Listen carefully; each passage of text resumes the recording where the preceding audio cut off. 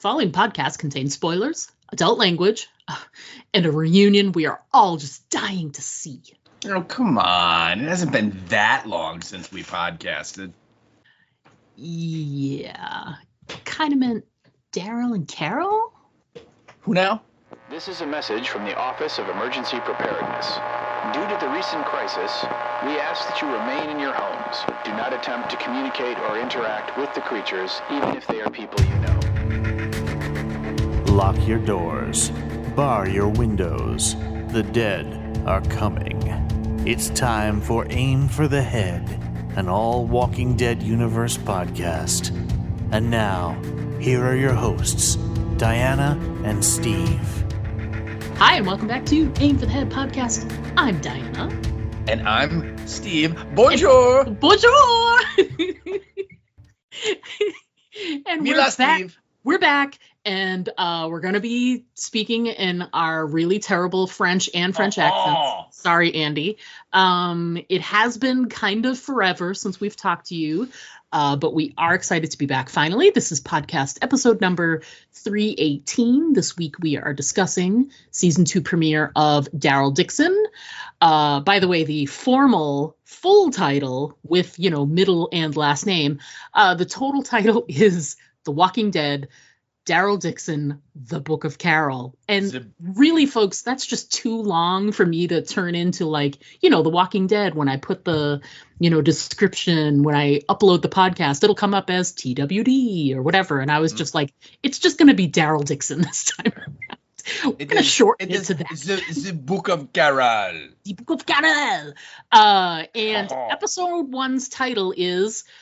Give me a second. I practiced with Google Translate so many times. It is La gentillesse des étrangers. So La gentillesse des étrangers.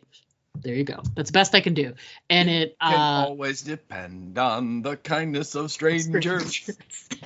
It's the kindness of strangers is how that translates over. And I looked ahead, and pretty much I'm going to be doing a really terrible French accent saying the title of the episode for the next 6 weeks. So just be prepared, everybody, because it's going to sound just as good as that was. So, it's going to be great. What can I say? We're going to get to exercise our Monty Python muscles. It's going to be so much fun. I know. Especially, I've always wanted to say that you smell of elderberries. So this is... Your mother was a hamster and your father smelt of elderberries. Hey, my mother was a hamster. You don't even know. There you go. All right, there you go. You just see it, he'll be like, I'm looking for Carol. And then some guy will be like, no, we already got one. We already have one. I told him we already got one. Nice. Before we get into the description of the episode and our top moments, let's just do some quick thoughts on what we thought of this episode. Our last podcast, which was a million years ago, Steve went first on his thoughts, so I go first today. And I would say I liked this episode. I think that there's potential for it to grow. I don't think it was as impactful as the first episode of season 1 was. And we were talking about this just a few minutes ago before we started recording. And I just think it's the storyline with Carol trying to find Daryl is going to be the most dynamic part of the story. And I find the stuff that's actually going on in France to now be a little bit boring and like a side story. So that's going to be tough. I'm going to have to try and work through that because they're going to have to spend time in France, clearly. But yeah, it's still Daryl and Carol. The stuff that I did really, really like about the episode was just, Carol being Carol. She's just such a strong character. Some weak points, which we'll talk when we get to our points. But overall, I thought it was a good episode, just not great. How about you? How'd you feel about episode 1? I think probably very similar. I think you're right that right now the more compelling of the two storylines that they're setting up is the Carol storyline. You know, I think all of us are like, how the hell is she going to get over there? You know, they can't have a crazy boat thing happen twice. You know what I mean? You know, they killed that part of the plot. And it's like, for a while I was thinking, okay, is she going to like find her own sailboat and like try and sail across? Not that you can't do it, you can, but it's like, she's like never sailed ever, right? Yes. And so that I think was the thing that was the most intriguing for us fans was, clearly she's going to get there, but how? Right. And so I agree with you that the stuff that Daryl's doing, and of course now you've got the stupid kid, and he's the savior, and they're planning something, right? But we're not sure what it is, and it sounds like it's kind of nefarious. And then you still have the crazy French lady Janae, and she's still around, and so all those elements from season 1 are still there. But you're right, they're kind of like, let's get back to Carol, Yeah. So yeah. And we were kind of joking about this already, that I can already see this, that we're going to have 2 separate storylines all the way to the mid-season finale at the earliest, right. Before either one of those people sees the other one in the flesh, so yeah. And they introduce this other guy obviously as a catalyst to help Carol get where she's going, but all of her action between now and when she comes into contact with Daryl will be with Ash. Will be with Ash. Yeah, absolutely. Yeah. It'll be the people they run across and yada yada. So. I agree. Although this is an Angela Kang and Scott Gimple joint, so there is a remote possibility that Ash will get her to France and get shot sitting in the plane by somebody and be dead and be gone. For sure. If this were Fear, that guy's a regular forever, right? Nobody ever died on that show, but this is still more of main show writers, so and has more of a main show feel to it, and I think it's possible. But I agree with you. I think we're going to see it's going to be Carol continuing the big lie about going to find Sophia. Yeah. And just hoping it doesn't blow up in her face until at least they, get to Greenland. So here's hoping. Cross your fingers for Carol. It's not looking good, but you never know. Yeah. So before we get into our individual moments for the episode, let's just quickly do a quick recap of what we're expecting in this first episode of the season 2. Steve, why don't you go ahead and read that very, very small episode description that we have. I think the title is longer than the description. It's probably true. Yeah, it is, based on what you had already told us, because you have The Walking Dead, the book of Daryl, or Daryl Dixon, the book of Carol, episode 1, or season 2, episode 1, La Gentillesse des étrangers, which again, as we said, the translation is the kindness of strangers, and the description that we got from the one sentence people that create these are: Carol maps a path towards Daryl. Daryl, Isabel, and Laurent define their roles at the nest. That is it, people. That is, you don't even have to watch it. Doesn't that just tell you everything you need to know? The detail involved in that. I would refute that and say Daryl, Isabel, and Laurent attempt to try to define their roles at the nest. Because I don't think they know. That's one of the things I think. We'll get to it, but anyway, I'm picking at the description and it's like five words long. So more interestingly, let's talk writer and director of the episode. Okay, we can do that. Sure. Our writer is a gal named Shannon Goss, and we did talk about her last for season 1. Because she's one of the new writers they brought in for the show.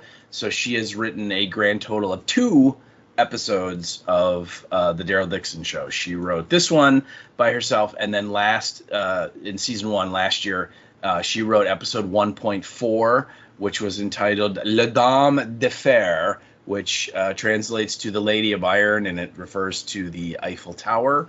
And it was the episode where Daryl and Isabel and Laurent have to go to like the underground nightclub, and they run into her ex. who was the British guy who was like, living there, remember, and he had his, torch singer girlfriend who just immediately wanted Isabel to go away and all that. Yes. So yeah, which by the way, I believe in the scenes for like later on this season, I believe we do see the torch singer girl again. So she might be coming back.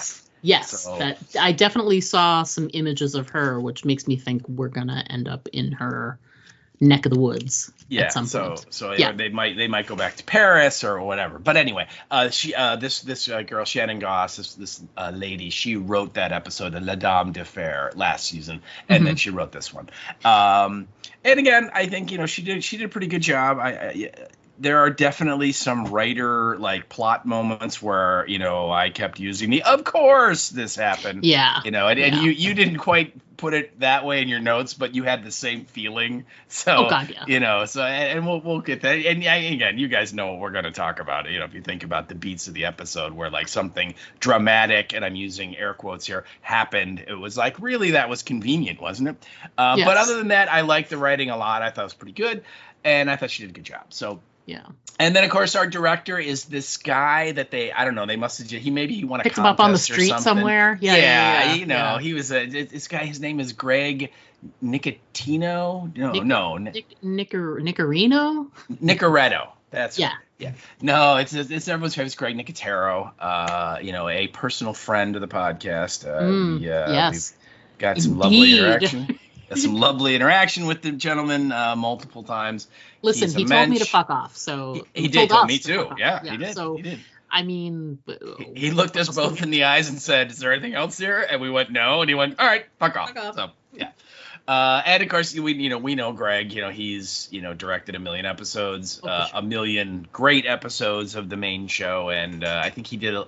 Did he do The World Beyond? Did he direct any of those? I can't remember, but I don't think so. I really don't think so. He did do an episode or two of Megan and Maggie. Yeah, and he also directed a little bit of The Ones Who Live.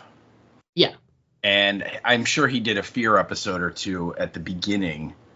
In the first couple seasons, maybe not near the end, but yeah. So and we all know him. He does all the special effects, obviously, and is part of KNB, and he is doing Creepshow and everything. He's amazing, and there definitely were a lot of what I would call Nicotero flourishes in this episode. For sure, where you're like, yeah, this is a Greg Nicotero joint. Oh God, yeah. So yeah. And that is your writer and your director.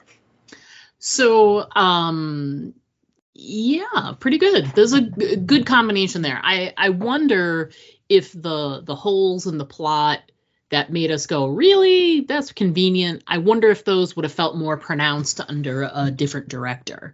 I think Greg does such a good job of taking stuff that might be slightly underwritten, but making it, just setting a scene that, gives more drama to it, Yeah. So I think I think that helped. It's a visually stunning, of course, and Yeah, I think his ability just to take a very standard thing on the page and just make it, like you said, really visually interesting and incredible to look at. That kind of helps kind of massage some of the plot hiccups where you're like, really?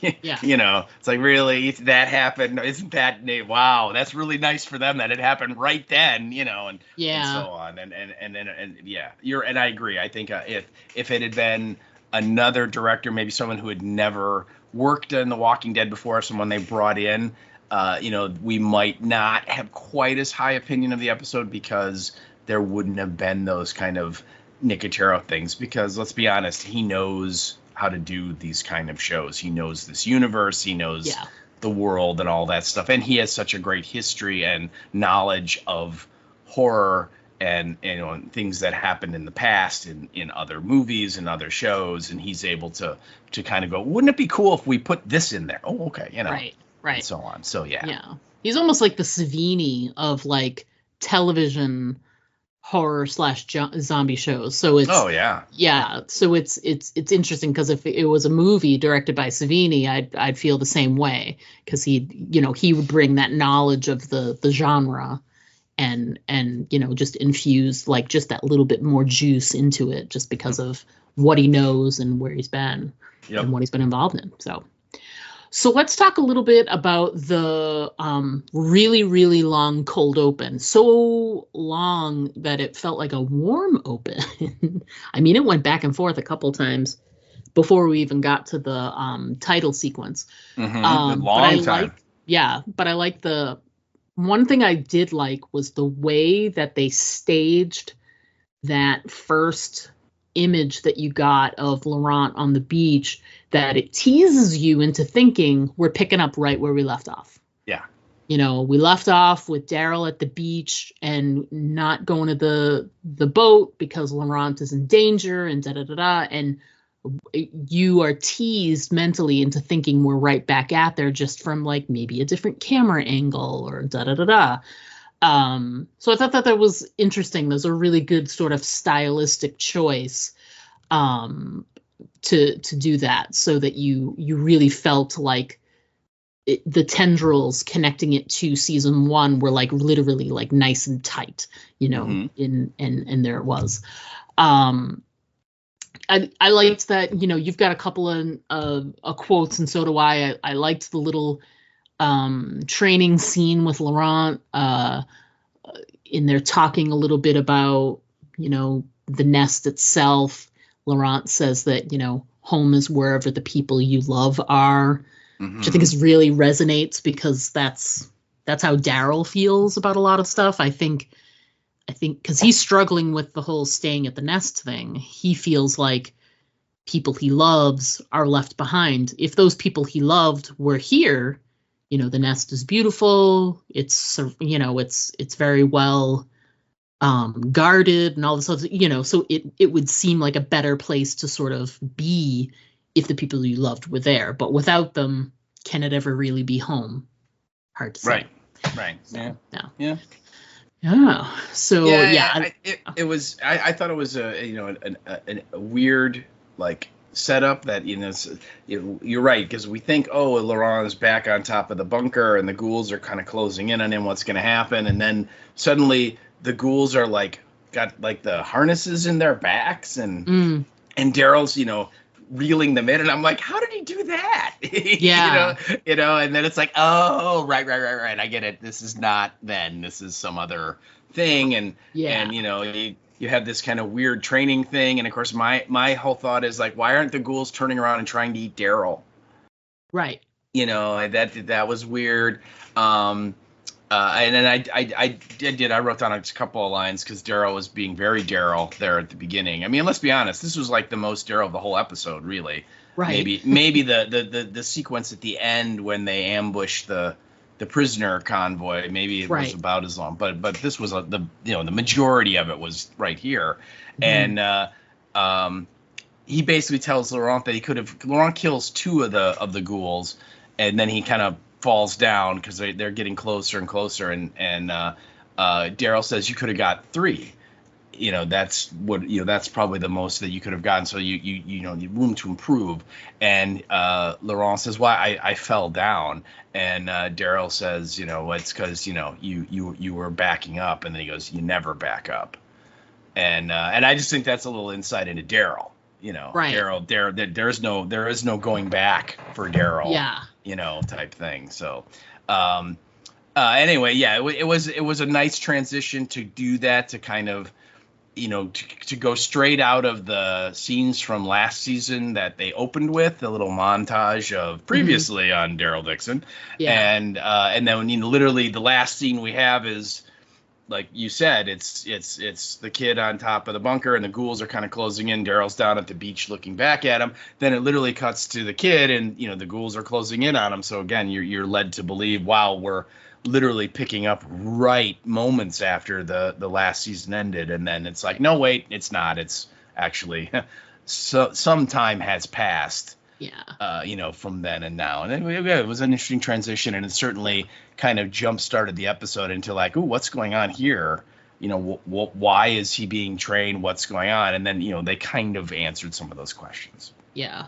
So we sort of jump from that scene to, we've got this like very important meeting scene where they're talking about, the prisoners, which we, see them trying to rescue at the end of the episode. But it's our pals that we met the last season, Falou, and then Emil, who had his little, he was the Yeah, he was the beautiful boy that the other nun was having a crush on. Which when we talked about this last season, we were very surprised because it's very on brand for someone to have like, oh, I'm going to have romantic feelings for you. Oh, it's awakening this like love and affection in me, which would definitely mean that he's going to die. Yes. And that didn't happen in the, that was like the assault on the nightclub to try and get Laurent back. And so at the time we were just so surprised, and we were like, this show is going to be doing things a little bit differently. So so we have sort of now, because of that, we've got this connection with these people from their area in Paris. So they have this very important meeting. I'm using air quotes there, very important meeting. Very important. Where they're talking all about, do we go? Do we, and Sylvie, of course, is, young love. She's very, very, you're not going to do anything. And Lo Sang, who is the sort of spiritual leader of the group, I'm not sure he's the leader. I think that's more like a lead. They lead by committee, but he's sort of like spiritually I don't know. It feels like he's got a really big voice, but that they make decisions more as a group. And but he's sort of doing a lot of the speaking, and Sylvia's upset, they're not going to do anything, and he's trying to, a very politician, say we will, but we need to be patient, and then that's when Daryl comes in and he's like, patience sometimes doesn't work, if they don't, so there's some tension there because I made a note here, Daryl wants to act impulsively and jump in and go, rescue them now, go snatch them now. And I put a note and I was like, it's very Rick of him to want to do that. I don't have a plan. I'm just going to go, or we're going to make a plan. It's going to fall apart. It's going to turn to shit. But we're going to go raid the satellite station. Nothing bad could happen. What could possibly happen? Nothing. So there's, it's a little tense in that room. You can sort of tell they're nervous because they don't know if Falou and his people know the location of the nest. So it's all very, tense and very nervous in there about, they don't want to sacrifice their people, but they also don't want to lead Janae to their location. So it's a difficult sort of thing to negotiate with the leaders of the group, and you can tell that they're trying to do their best but also keep everybody in the group safe. Which you get that. Once you see these communities, they have to make those decisions. They have to make those tough decisions. Sometimes it's less about the people that you'll sacrifice. They will be sacrificed almost for the greater good of the whole community. But it was an interesting scene, and seeing how Daryl feels about everything. Right after that meeting, they have the conversation together about he's training Laurent, and Lo Sang doesn't like it. He thinks he doesn't want him to be sort of focused on violence, which I thought was really interesting because the next scene we see with Lo Sang, he's practicing with the stick, which I was like, okay, and I understand, like, from, the Morgan perspective, the Eastern philosophy perspective, that training with the staff is more about like protection than it is about violence. I get that. But it just felt very rich for him to be like, there's too much violence going on with Laurent. And then the next thing you do, he's like kicking people's ass with a stick. So, it felt a little, interesting. Like, I feel like Lo Sang is going to turn out to be someone who sort of plays both sides. See what I mean? Like more very, like I got lots of politician sense out of him in both of those scenes. Okay. Yeah. I did not have that take at all. I kind of got out of that Lo Sang, he is the guy that makes all the decisions. Oh, okay. There might be like people that, he'll like consult with, and I'm using air quotes, but the fact that he was the one who was going to decide what they were going to do about the 3 people that got captured. There was not, we'll talk it over and figure out. No, he's like, I haven't decided what we want to do yet. And later on, when he's talking to Daryl, he says that, like you said, he has to consider the welfare of everyone. And if he acts impulsively, everybody could die, and I think that the way the scene unfolds, the news comes out that they've been captured, and then immediately there's, oh my God, could they, rat out the location of this place? Do they know? Do they, that's something they could tell? And they kind of, the group kind of, the decision they kind of come to is no, they don't really know where the nest is, so we're okay. But then Daryl's like, well, if that's the case, we have to rescue them right away, because as soon as Janae finds out they don't know anything, she will kill them. Right. So it's like, we don't have time to screw around, because they don't have anything to give that will extend their lives. And that creates, I think, the tension between Daryl and the leader, because Daryl, he carries a lot of weight with that group. I think they kind of look at him as like he's the American. Right. He's this guy who is not like anybody else here.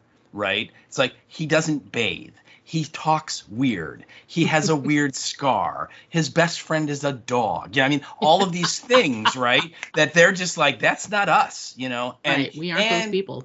Yeah, and he, is an ass kicker, right? I mean, I'm sure all the stories from last season have been propagated to these people of how amazing he is.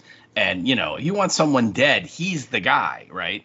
And I think that has a lot to do with the way the leader reacts to him and like asks him, how long are you planning on hanging out here?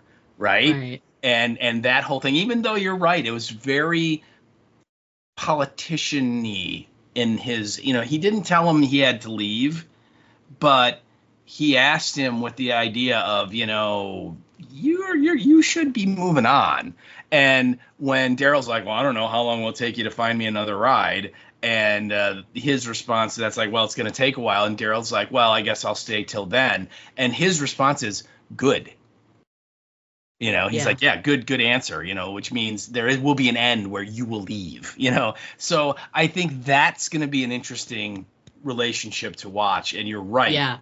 What, how, because again, remember there's that weird conversation that he has with that other woman about, they want to move up the ceremony. Right. And, well, and the leader's like, well, I don't think the kid's ready. And then she's like, are you sure you're not ready? And then he kind of looks at her and he goes, we're not ready. So again, something weird is going on, and it's the whole, he's the chosen one thing and so on. And, so we'll have to see. And I think it's going to be real interesting, because Daryl's going to be like, I don't believe any of this mumbo jumbo, so yeah, but that was what I took out of that scene. I thought it was great. I loved when Daryl basically looks at the guy and says, sometimes you got to be willing to throw the first punch. And then what did the guy, again, very politician, he responded, I like to throw the last punch, and, all of that stuff. Right. But again, I like the performance from that guy, because it's just slimy enough that like you say, your alarm already went off. Yeah. With him, where you're like, yeah, something's off, Yeah. And I think you're right. He does have a very leader position, and that is there, but I think it's that scene with the woman. I think her flex in that scene, Mm-hmm. almost worried him, put him off guard, put him off his game. So Mm-hmm. I think that, there was like, it had like not a power struggle, but there was some power dynamics in that. And Oh yeah. I don't know what it is yet, because we haven't been revealed it, because it's all very, secretive and blah, Yeah. blah, blah. But it also doesn't interest me. So hooray. Well, right. And the good thing is that as soon as that scene was over, immediately they, I think Daryl went out like outside on the roof and he ran into Isabel, and it was nice to see her again. Right. I did think it was very interesting that both of our nuns from last season are no longer wearing nun outfits. Right. So I think that part of their spiritual journey has ended. And it's possible they have both divorced themselves from Mr. Christ and are no longer his wives. So, Yep. but they had kind of have this little discussion, and he kind of is questioning his place there. Does he, belong? And she's like, oh yeah, I love it. I'm in. I like this place. And he's like, I worry about the people that I left behind. Are they still, do they ever think about me? And literally as soon as we get that, it cuts to, Carol zipping down the road on his motorcycle, which, as we remember, she picked up from Mitch last year. Right. Exactly. And now we're into what you and I refer to as the good part of the episode. Yeah, and it starts off like, I think we all knew when, Carol was going to show up at that yard. I mean, the scene that we got at the end of the finale last season was just such textbook Carol. It was so like badass, like, she's so good at using like the feminine tropes to gain her advantage, to put people off guard. Nobody ever expects her. And we've seen her do that, whether it's something physical or something she's totally like mind fucking you or what, like you just don't know. She's so good at manipulation. It's really, chef's kiss. She's brilliant at it. So considering the scene we saw last season, as soon as she like was scoping out that yard, I was like, oh, this is not going to go well for the people that are there. I mean, she could just bomb it, but I mean, she also needs information. And the way she went about it, I loved that moment. You're mixed lady. And she's like, yeah. Like she literally was like, she became that person in a hot second. Yep. And she's just a chameleon that way. Yeah, she's a sociopath. There's no way around it. No. I mean, and you're probably totally right. Oh, she is. Oh, for sure. She first of all, she is, whether she was like this before the world fell or not, she is unbelievably adept at reading people, which again, sociopaths are. And she is amazingly, her skill is she can see people and what they want and what they need, and is able to use it against them like effortlessly. Yeah, and you're right. She walked into that thing and she what'd she say? She goes, oh, excuse me. And then they turn around. She goes, oh, it's okay. I'm a friendly. Right. And she smiled, and it was that Carol smile. And again, we have seen this woman, cold-bloodedly wipe out, entire groups of saviors in their sleep. Right. Yep. So we know who she is and what she's capable of. But it's like Carol and the cookies. I mean, it's like you said, it's she goes into that role that immediately makes all of these big scary dudes be like, yeah, she's nothing, no threat at all. And her whole approach of, look, the bike's broken and we need to fix it. And the guy's like, well, I don't really work on bikes. And she's like, well, what about the guy who owned it before Mitch? Which, of course, is Daryl. Yeah. And, this is her way of asking where he is without raising that much suspicion. Yeah. Right? Because, you know, she doesn't care who he is. She just wants to know if he's around because maybe he can fix this stupid bike that needs to get fixed, you know. Right. And yeah, it was awesome. It was an amazing sequence to watch how, you know, those three dudes, you know, who in a regular straight up fight would beat her 10 out of 10. Oh, yeah. All of them got their shirt handed to them by her. I mean, it was amazing. God, yeah. Yeah. I'm glad I watched the tussle, I guess, a couple of times. Because I couldn't quite figure out how the one arrow went askew and hit the tire and that whole sequence. And it was just the timing of the one African American dude and how he like threw something at I got it now, but it was like, it was a really well done sort of action sequence where you're sort of in that, like, I don't even know what's going on. And once like the dust settles, it's like she still has the upper hand. Oh, that God, moment though, before it even started, the moment, because this has happened before, when someone is like, yeah, I don't know, that guy was an asshole. And then they're the one holding the crossbow. Yeah. Like, we have seen this scene before. Like, oh, yeah. You know, like whether it's Dwight or somebody else ended up with the crossbow and you're like, he's the asshole, but you have his weapon? I'd like to go back and redo that scene, please. Thank you. Yeah. So let's try this again. And after I break your nose, tell me a little bit more about what happened here.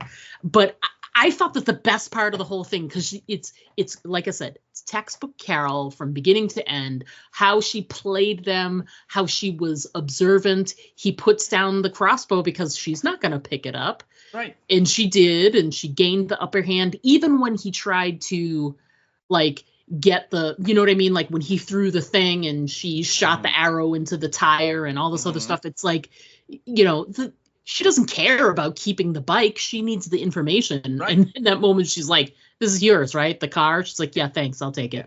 I loved it when she shoots the guy in the foot. Yeah. The guy who called Daryl an asshole. And then when they start moving in on her, she's like, look, I got 5 more arrows. Yeah. She's clearly not afraid to use them. Right. But she's like, I will maim all of you. You know, all of her dialogue is always great. You know, the part at the very end as she's about to leave, her little tagline, which is like, oh, you know, go down the road a half a mile, yada, yada. That was great. He's got about an hour of air. Yeah. Take. You know, sorry, not sorry, pretty much. But to me, the best part of the whole scene, the thing that really grounded it and made it real, was when that dude that she broke his nose, he's giving her the information about, there are these people and, he got into trouble with a friend and they ended up getting a free vacation or whatever. Where'd he go? France. And she's like, France? Yeah. And she was basically like, she said right after that, you want to mess with me? Because she just was like, who would believe that? Yeah, it's insane. Like, oh, he went to France. Like, sure he did. I'm as soon as I leave here, I'm hopping on a plane and going to Greenland, which actually did happen. But you know what I mean? Like, it just is so fantastical. And her reaction and thinking that he's lying is the most realistic moment of this whole episode, or probably the entire seasons, because who would believe that? Like, nobody would. In the realm of stuff that she was waiting to hear, like he's been taken prisoner by someone. He's, stuck in a jail cell somewhere. He's been taken to some other encampment. He's in Canada, because they're in Maine. So who knows, like whatever, she had zero cash on the bet that this guy would come back and say that Daryl is in France. Yes. Yeah. And it changes everything for her. She knows that. But yeah, I couldn't help but include that in there. I just think it's fantastic for her. Yeah. Oh yeah, amazing scene. I have to ask though, did you spot the Return of the Living Dead barrel? I didn't. Later, the trowel, yes, but the barrel I didn't. Where was it? I just sent you a couple of screen shots. So if you check your phone, you'll see it. Basically, before all the action starts, when she just gets there in the yard, it's like against the metal wall in the background, and oh my God, with the number and everything. It even has the stencils of property of the Department of the U.S. Army in case of emergency call. Yeah, I mean it is God, I totally missed it. Yeah. I saw it on the rewatch, and literally I was like, I caught it out of the corner of my eye, and then the scene cut to a different shot, and I went.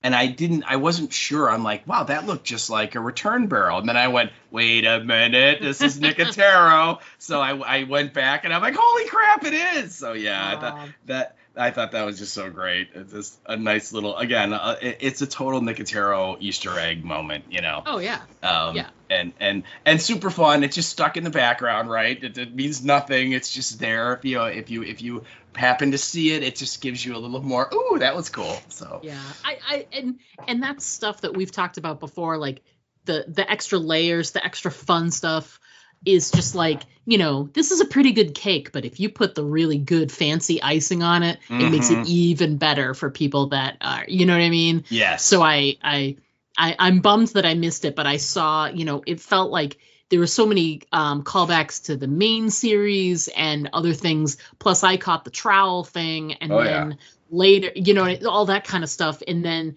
I'm pretty sure he inserted himself as a zombie, as he is wont to do. I could have sworn I saw someone who looked very Nicotero-like, but those are the things you're looking for from him, and he did not disappoint.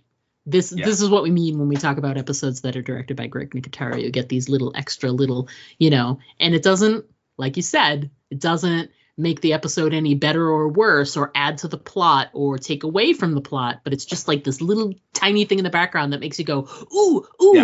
Yeah. I saw it. Yeah. And again, I mean, it's there. And if you happen to see it, you go, ooh, cool. But I mean, if you don't see it, it does not lessen your enjoyment of the episode. You know what I mean? It's not plot reliant. It has nothing to do with the story. It's just something that's in the background there that if you see it, you're like, oh, wow. So, yeah. I love it. Did you get the pictures?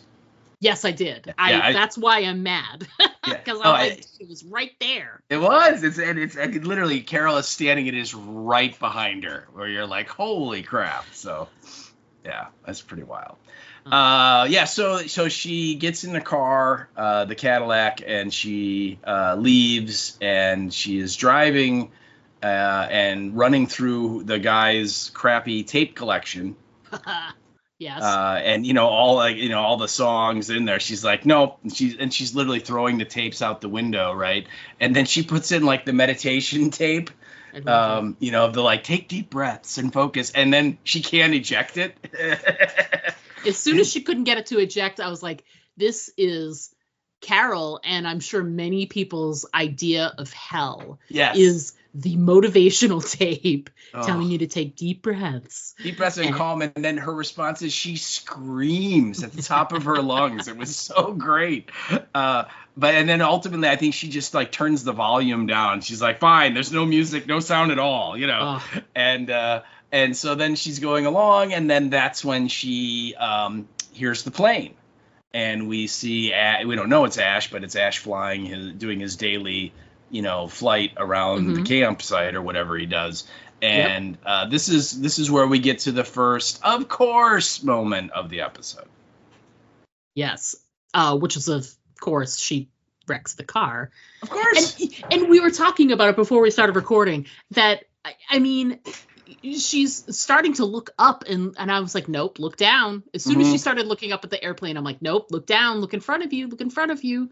And that is the one moment where, a meat sack decides to walk across the road in front of her. She's like, damn it. But I also think, too, yes, she crashed, and you're like, oh, God, of course she crashed. And she wasn't paying attention, and you're like, oh, God, of course she wasn't paying attention. And, of course, a zombie walked across the road.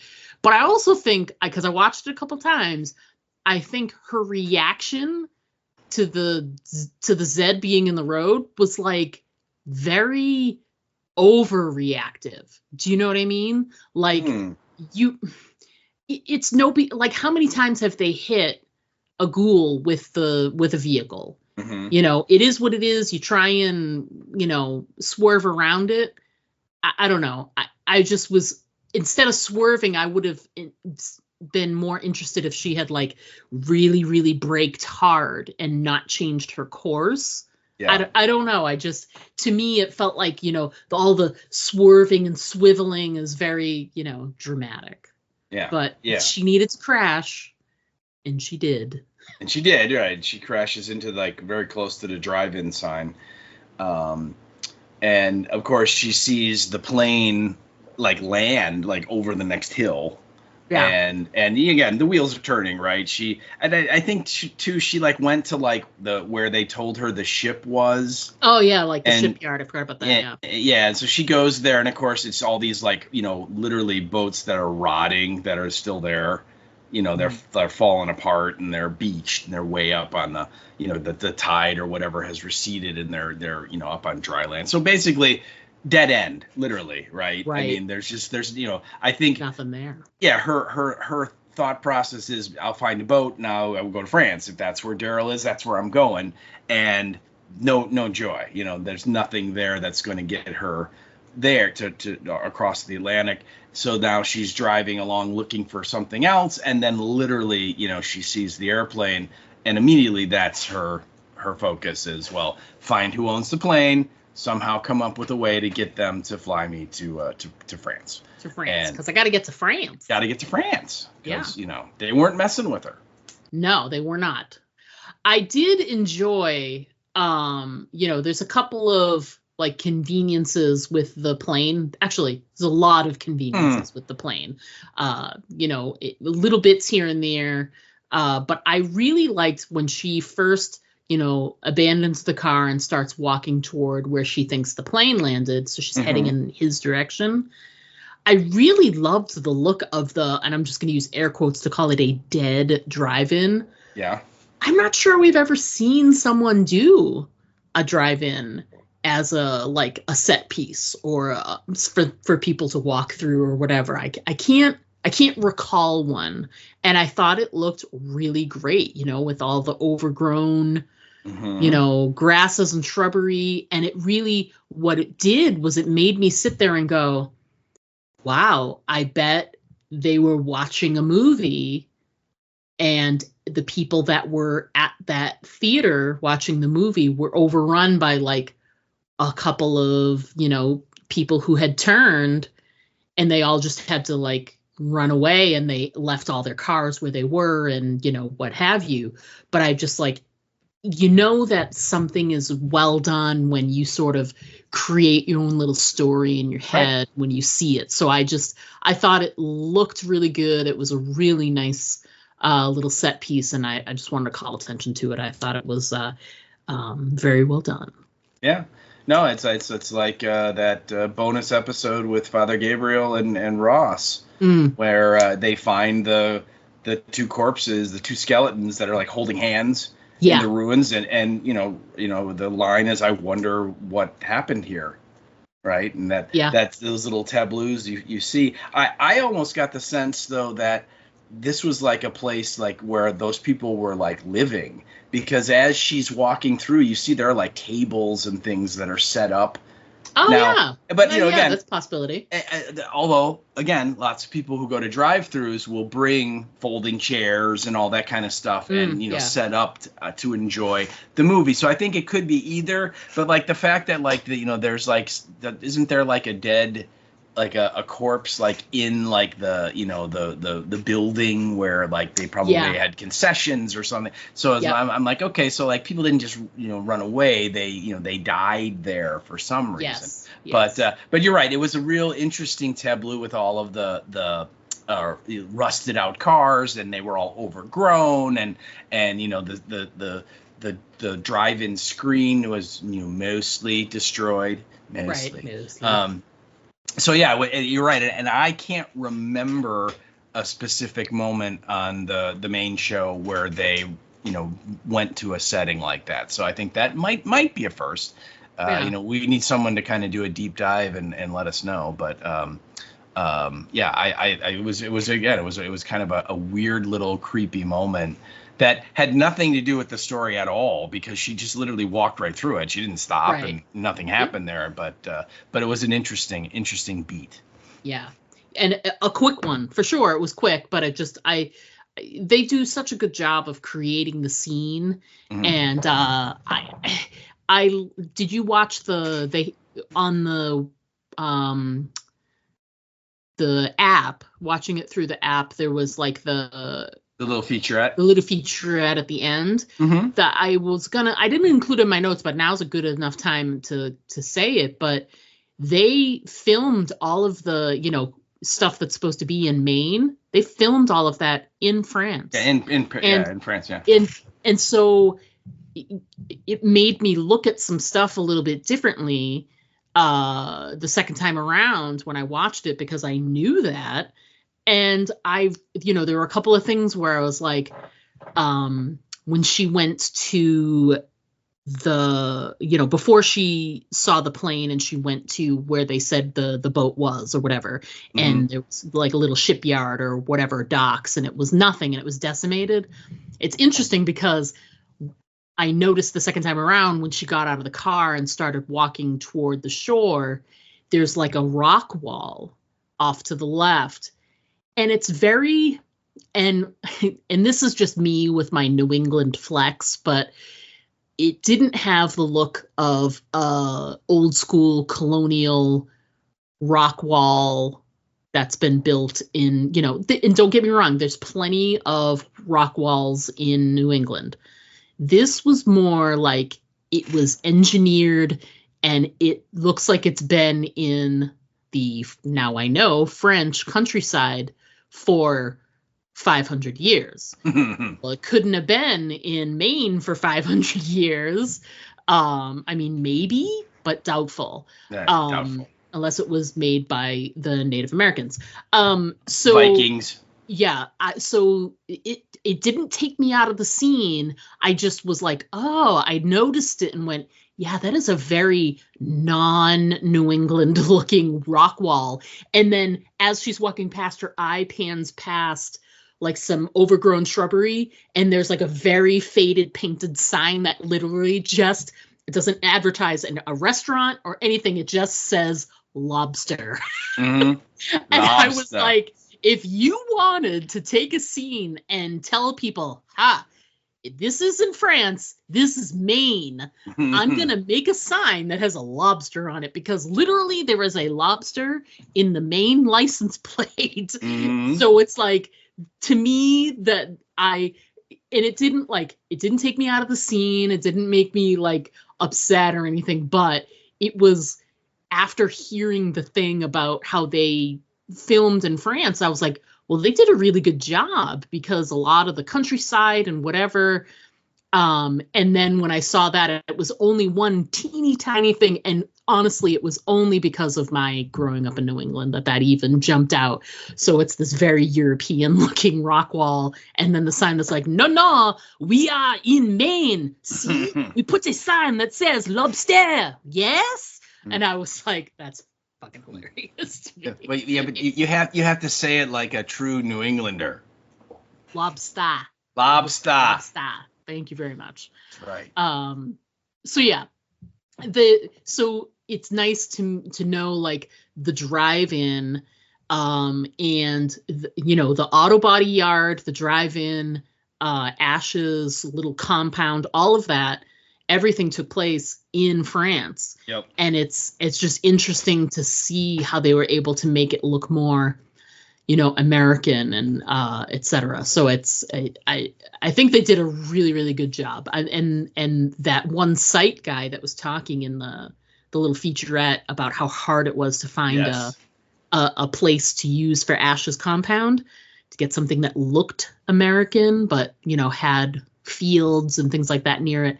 I think they did a really good job. I really, really do. So cool. Yeah. So speaking of Ash's place, she gets there.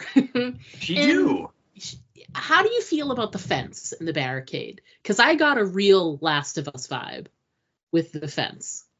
I like the like the tripwire with like the ghoul smushing trap thing. The bit that would like kind of smush you into the rocks, and you can see there were several ghoul bodies there that it had claimed.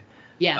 Over the time. I didn't specifically get a Last of Us sense from it. I just thought, okay, it's a well fortified place, with the electricity and everything, that I'm still a little skeptical of that they have it this far after the end of everything, but they did. So, okay, good. We're here, I explained it in my head later. He said he's on a generator, and he does have tons of ethanol. Mm-hmm. So could it be like a gas powered generator and he's using ethanol in? I mean, I as soon as I saw all that ethanol, I was like, okay, I can see. Just my thing is, okay, so the generator's been running nonstop for like 16 years, really. I mean, and there's no breakdown, there's no parts ever go bad. It's like, have you ever owned anything ever? That was the one thing I did include that note, though, that the only thing that really took me out of the show. I mean, there were a couple of moments that made you go, really, really, like, Carol crashing and things like that. But for me, the power surge thing happening again and the front gate unlocking. Yeah. I feel like that's never happened before. Like, if I had issues with the power surges, I'd have something wedged in there to keep it shut. Have just another lock, like a good old fashioned padlock or something, right? You know what I mean? Yeah. Yeah, when you're inside your compound, you would do that. You know what I mean? Because it didn't seem like he left the compound when he got on the plane, right?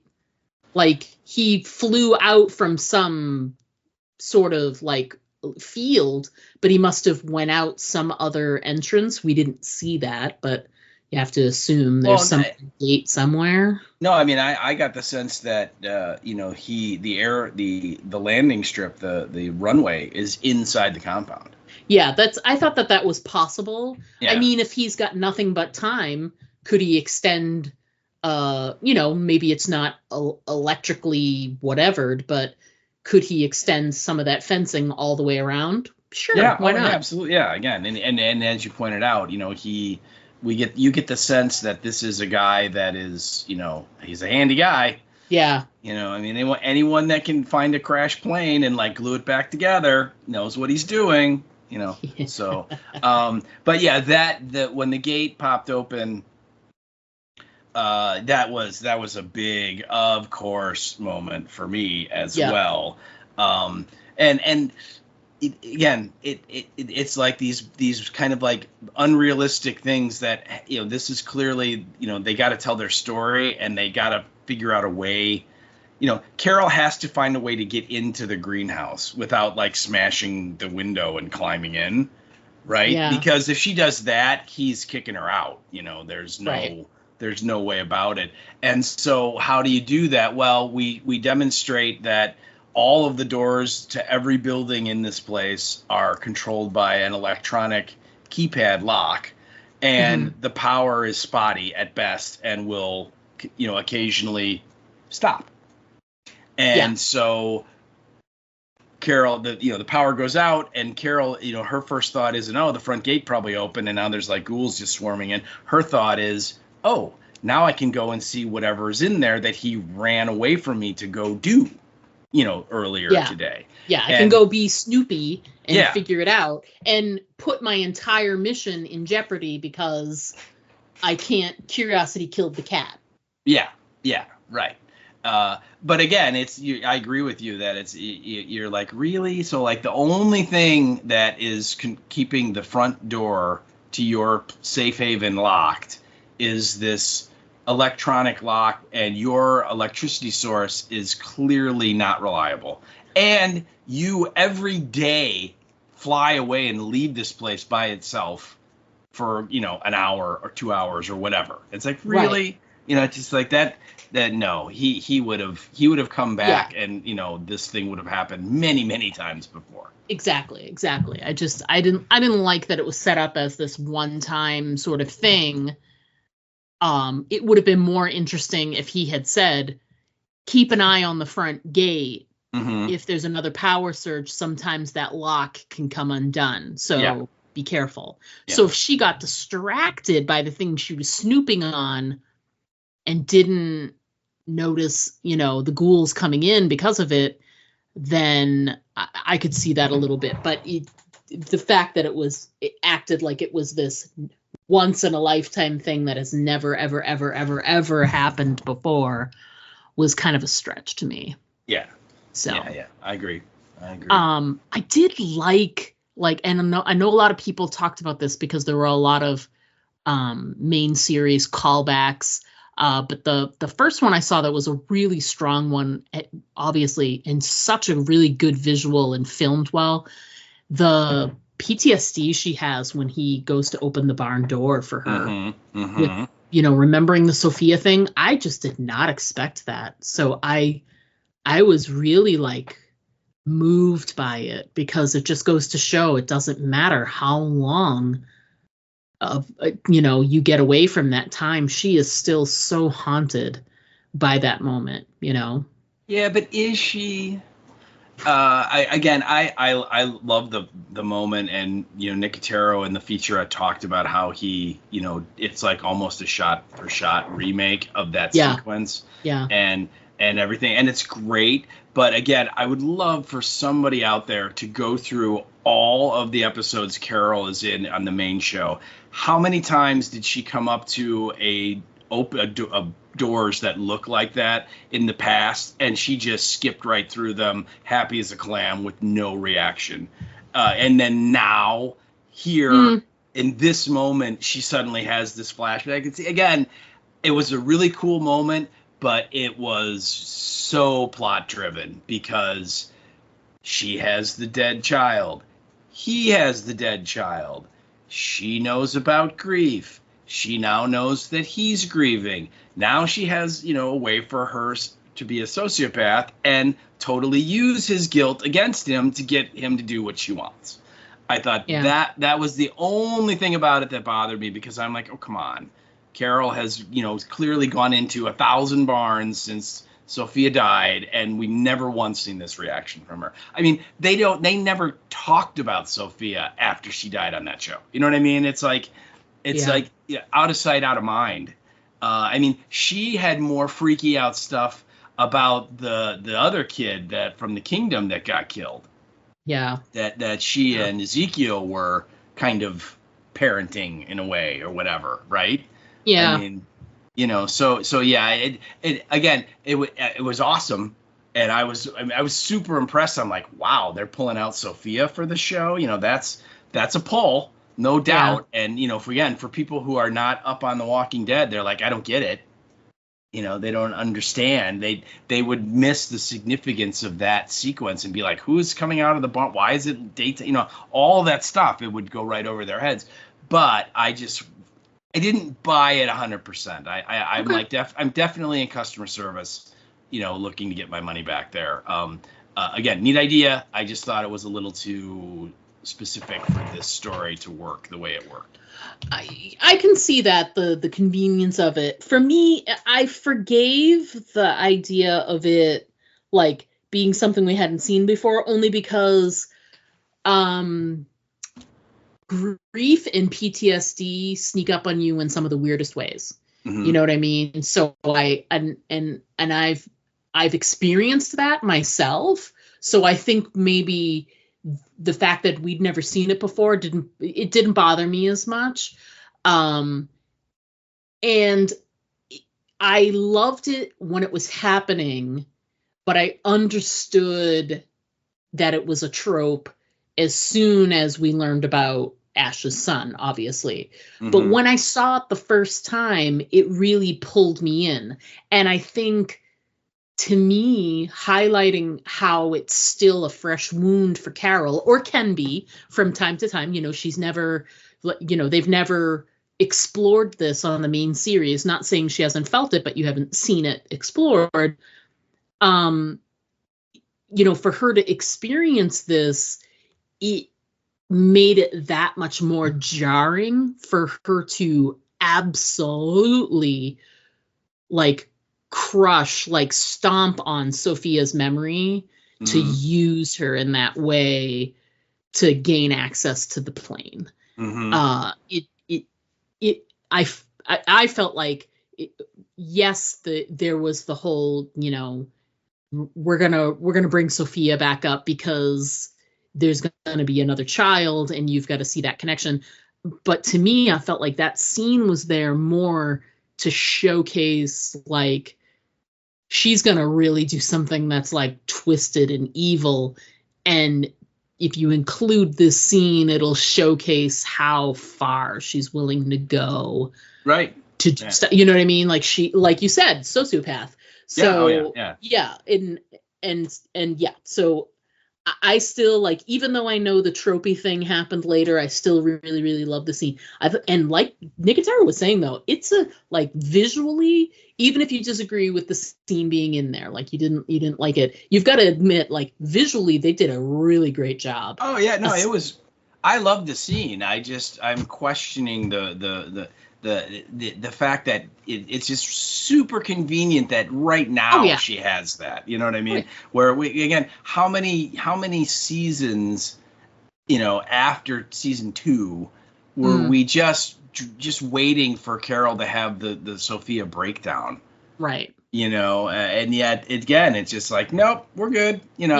And I get it, right? Everybody that survived, again, what are we in? This is like year 15 from the end of the world, right? 15, 16 years have passed. Yeah. Anyone who's still alive, they're damaged people. There's no doubt, you know, for what they've experienced, what they've had to do to survive, right? All of that. I mean, there's nobody that's like, I'm totally healthy. No, I mean, they're all, you know, in desperate need of therapy. It just seemed very, again, like I said, it was like we need to be able to bring back to the audience the idea that she lost a child, so that now she, at first you again, I did appreciate with the way they set it up, where like at first it's like, oh, this is how she can bond with him, in that, you know, I lost a child too, but then she goes total psycho with and then, you know, she went to France with Ed, you know, and then again, and he's you know,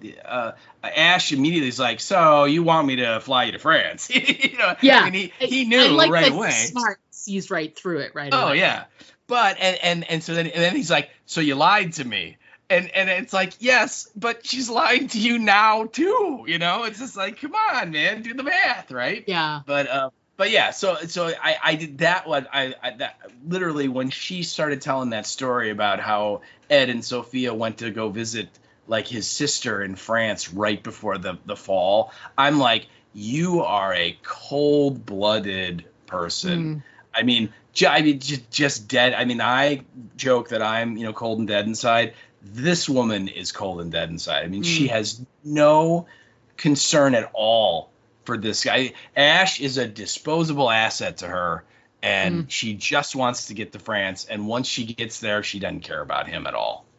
It's funny because I honestly think if she'd said it and done it in the right way, she could have made a connection with how important Daryl is to her. Right. Like she calls him Pookie. Like, I know the people who think that they should be together as a couple are, you know, I have always thought that some folks like reject the whole mother and child approach with Carol and Daryl, but I have always felt like they were more sibling bonded, brother you know? And sister. Yeah, like the closest brother and sister you've ever seen in the world. That's these two people. But I think but not in a creepy way. No, but I think not in a Southern way. Sorry, Southern states. Southern Kentucky, whatever, right? So I think if she had laid the groundwork for it, like she was starting in the right direction. Yeah. The only good thing that came out of that marriage was Sophia. And as terrible as that tragedy was, it opened me up to be friends with this guy who was just as broken as I was about his own like who he was. We were so different from each other. Mm-hmm. And all I'd known my whole life I'd been beaten and treated like a second-class citizen by my own husband. And the only thing that was good in that relationship was my daughter, which I then lost. And out of it came this great relationship with this person who I would have never picked as a friend in the pre-apocalypse times, but he is the closest person. He is my family. Right. Yeah. He is, I am closer to him than I think I was with Sophia when she was alive. Yeah. And I feel, that he, not knowing what is wrong, what is going on with him is eating me inside. There's so many ways she could have, and I don't know that it would have worked. It might not have, but I think if she said it the right way, he would have trusted her a little bit more, I think, because he's going to find out. Yeah. Oh, yeah. Because when it's like, oh, yeah, by the way, we're not looking for a little girl. We're looking for my friend Daryl, And then when he meets Daryl and realizes, oh, my God, Daryl is not like. Daryl's a grown-ass man. Okay. Daryl is a grown-ass man. And he's not like the most fuzzy and like squishy and fun of characters. So it's not like they're going to find Daryl and he's going to be like, hey, Ash, you're my new friend. You got Carol here to me. Let me give you a big hug. That is not going to happen when they meet Daryl. That's not at all, because it's just not who he is. Right. So the payoff is going to be completely different than seeing a woman embrace her child, Right. And I think that instead of a scene where, Ash dies or something and, he thinks he's been, I guess, taken advantage of by Carol, I wonder if like they'll stage a scene where she does all of that and explains how important Daryl is to her. And he says, why didn't you just say that? Yeah, I know. I that would be really interesting. You can just doing the television 101 math. Oh yeah, not going to happen. But I can dream. Right, you can. But I mean, you can just see it that she's going to continue the lie for as long as she can, and then at some point, once they're in France, and probably the plane will get destroyed or damaged, and so he can't leave, so he's stuck there. That's when it's going to come out that, oh, by the way, Sophia, she's been dead for like 15 years, give or take, right? Did I not mention that earlier? That whole thing. And then he's going to blow up at her because, she's a sociopath. I mean, like you said, everything you said about, she could have told the truth and just been honest about, she, like you said, she met Daryl, Sophia died, but the good thing that came out of that awful thing was Daryl and this friendship and relationship, and they survived the apocalypse together and, did all this stuff and overthrew the Commonwealth and did, all the crazy stuff they did together. And, it's her best friend and her confidant, and, then he vanished and I'm looking for him. Would you help me? Yes, there's a chance he would, because it is a compelling story and so on. Yes. But the sociopath in her knows that if I play the dead kid card and suggest to him that, well, my child is not dead, it's just missing and could be alive, and I could save them, and I could, reunite with them, and I'm using air quotes all the time here, that's going to score way more points with Ash and his broken psyche than this. So you want me to drop everything and fly you across the Atlantic so you can find your, 45-year-old not romantically boyfriend? I mean, yeah. You know what I mean? So it would have been an interesting try if she did the truth in the human empathetic way, but clearly, again, this is Carol, and again, she forget all of the acting that Melissa McBride did. She doesn't care about Ash at all. There is no, I mean, he dies tomorrow. Well, maybe not tomorrow because he's flying the plane. But once he gets to France, if he dies, she don't care. As soon as they land, you can come with me. If not, I don't care. Go do what you want. You are, everything I needed you for is over. I don't, I'm good. Right. So yeah, everything is transactional with her. And once you're, No, go ahead. I was going to say, once, your, or in this case, Ash's usefulness is over, there's no relationship, she's just going to move on. I wonder if this will affect how Daryl feels about her, that she lied like that to get to him in France. Yes, he's grateful to a degree, but now this other guy is here, and Daryl's going to feel a guilt and a shame about that like this, because clearly that guy is either going to die, be stuck there, because hello, season 3, the Book of if Dogs. he makes it that far, but it's like it's going to create this interesting wedge, I think, possibly with Daryl, so it'll be interesting to see how the lie itself plays out, not just with Carol and Ash, but with others, Yeah, when he finds out that, she literally used the death of her daughter for this reason, in this kind of, very kind of callous way, and really just kind of, crapped all over her memory just to manipulate this guy into helping her. Yeah, again, and the funny thing is that if that conversation were to happen, Carol would be like, I don't see the problem. When he's like, how could you do that? And she's like, how could I not do that? I had to come find you in any way possible. So there's no, I know it was an easy decision to make. And how is he going to react to that? Like, how, again, I can literally imagine him being like, do you feel anything inside at all? Yeah, it's hats off to Melissa McBride, because she has created this unbelievable character. That, I think if you go back and watch season 1 of the main show and look at Carol then look at her now, it's just like unbelievable. It's a totally different person, but it's not, it's an amazing job. And she really has taken this character and really created a really interesting, scary person. Yeah, I agree.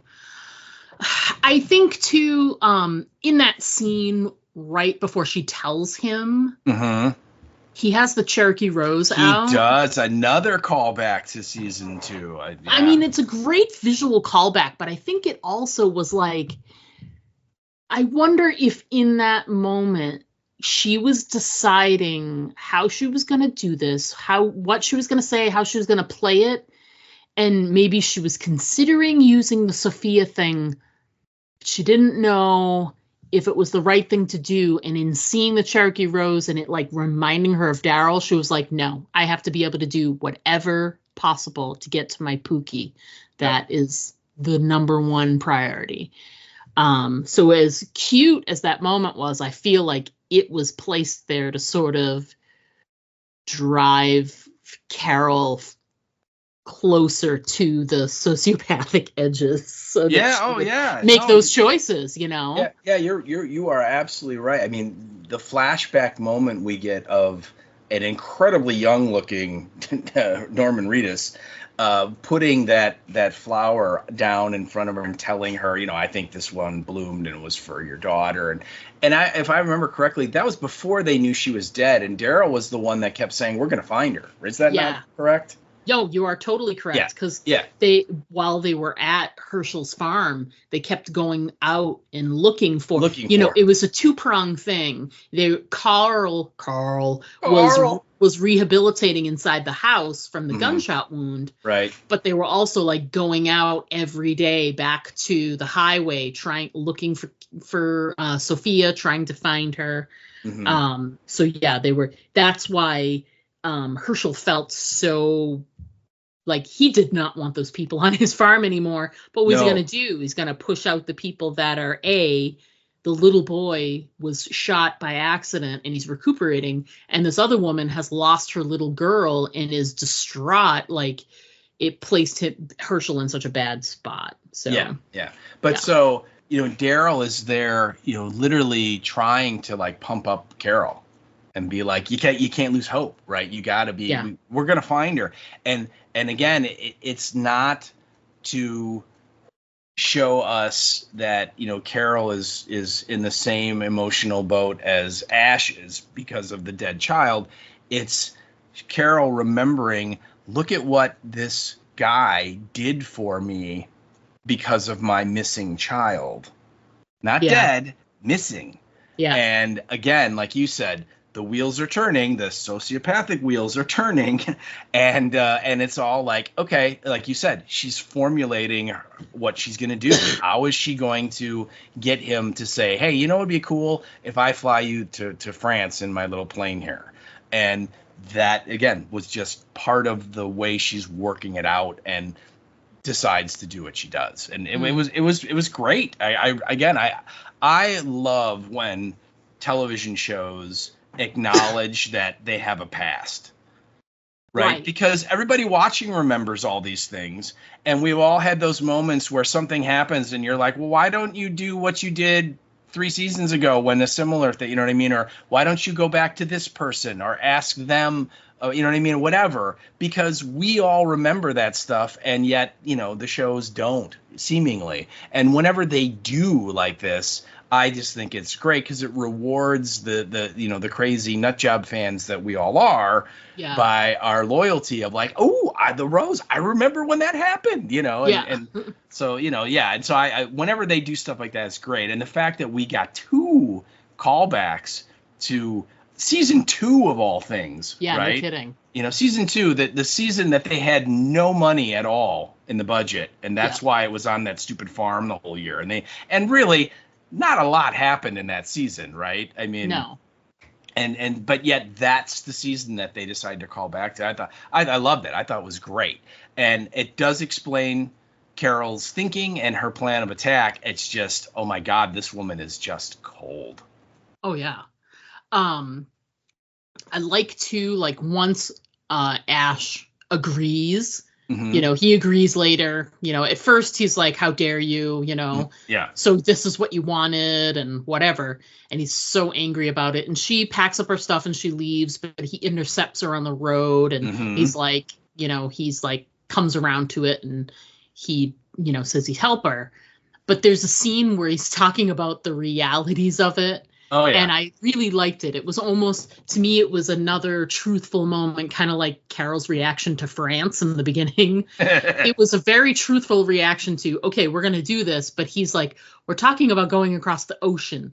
No weather forecast, no maps, no idea what's on the other side when we get there. You know what I mean? So he's talking about stuff and putting it in terms that you're like, okay, that's, there's no radio, there's no, talking to other people to like plan your arrival. It's just going to figure it out. Yeah. I mean, and you're flying across the Atlantic. So there's no dead reckoning. There's no landmarks. There's nothing to navigate by. Yeah. You have a compass, but again, I mean, it's an extremely risky venture for them to just kind of take off in this little single engine plane that, clearly they're jury rigging to carry extra fuel, right? That is not designed to do this kind of stuff. And yet they're going to try with all of these question marks. Yeah, I like that too, because again, I was thinking it and I'm like, really? You think that little airplane's going to make it? I said, where are you going to land to refuel? Right. And they addressed it. Yeah, they did, which I thought was good because I think it makes it more realistic, like for them to do that than, because otherwise we're watching it and they know, like, we're pros and we're going to be like, no, you can't do that. Yeah. You're going to need to refuel. We understand. Whatever. And they helped, they made it. And then when they showed how much fuel he has and it's really not that big of a deal. Like, so it made it a little more realistic, like, oh, well, maybe this will actually work. But it was a little concerning for what's going to happen when they, eventually land somewhere, to see oh, just how easy it is to light up all of that ethanol. Yeah, no kidding. I mean, that was like a tinderbox right there. Yeah, that was also kind of isn't this convenient? Of course, moments when the lightning is. But before we get to that, there was one little moment where I thought we saw like pre-sociopath Carol come back, and it's right when I think Ash starts asking, like he starts telling her like, you know, his kid Avi loved planes, and he's like, I wonder if he was still around, would he still like planes, or would he be on to something else? And then he goes, what do you think Sophie is like now? And starts asking her these questions of like, what are you going to do when you meet her? You know, wouldn't it be great if it actually works? And and she's like, you know, and she's like dodging the question, like, I don't know. It's so much could have changed. And then she answers without really answering. And she turns and she walks away. And you can see like those questions are like making it very uncomfortable for her. And then she comes back a little bit later and she's like, are you sure you want to do this? You know, and he's like, well, yeah, because he's like fixing the fuel tanks. He's like, yeah, I got to fix the fuel tanks. He's like, no, I mean, like all of this. Are you sure you want to like give up your safe place? You know what I mean? So there was that brief moment where like, you know, human Carol like popped her head up. Just to kind of consider his point of view and his side of things and his feelings for just an instant, right? Yeah. And when he is like full Team Sophia, she's just like, yeah, right, I tried, you know. And, you know, and then she's like, I don't feel bad anymore. Right, you know, no more feeling bad, yeah. But so then they're getting the plane ready, and then of course the storm rolls in, and of course the lightning, you know, hits the Jenny and blows it. So that, of course, the fence is all open because the locks are all electronic, as we pointed out. And then the surge of electricity hits the one area where all the ethanol is stored. And, you know, it goes up, like you said, like a powder keg. And it's almost, you know, to me, it was almost like literally they're saying, you know what, there's no way they can back out now. Yeah. You know, there's no way that Ash can be like, you know, this is really a dumb idea. Yeah, I kept waiting for him to be like, you know why this is a shite idea? Because this is obviously a shite idea, you know, from 28 days later, right? And this sort of like, it's the equivalent of, you cross the bridge and then you light it on fire after you get to the other side. So there's no way you can go back.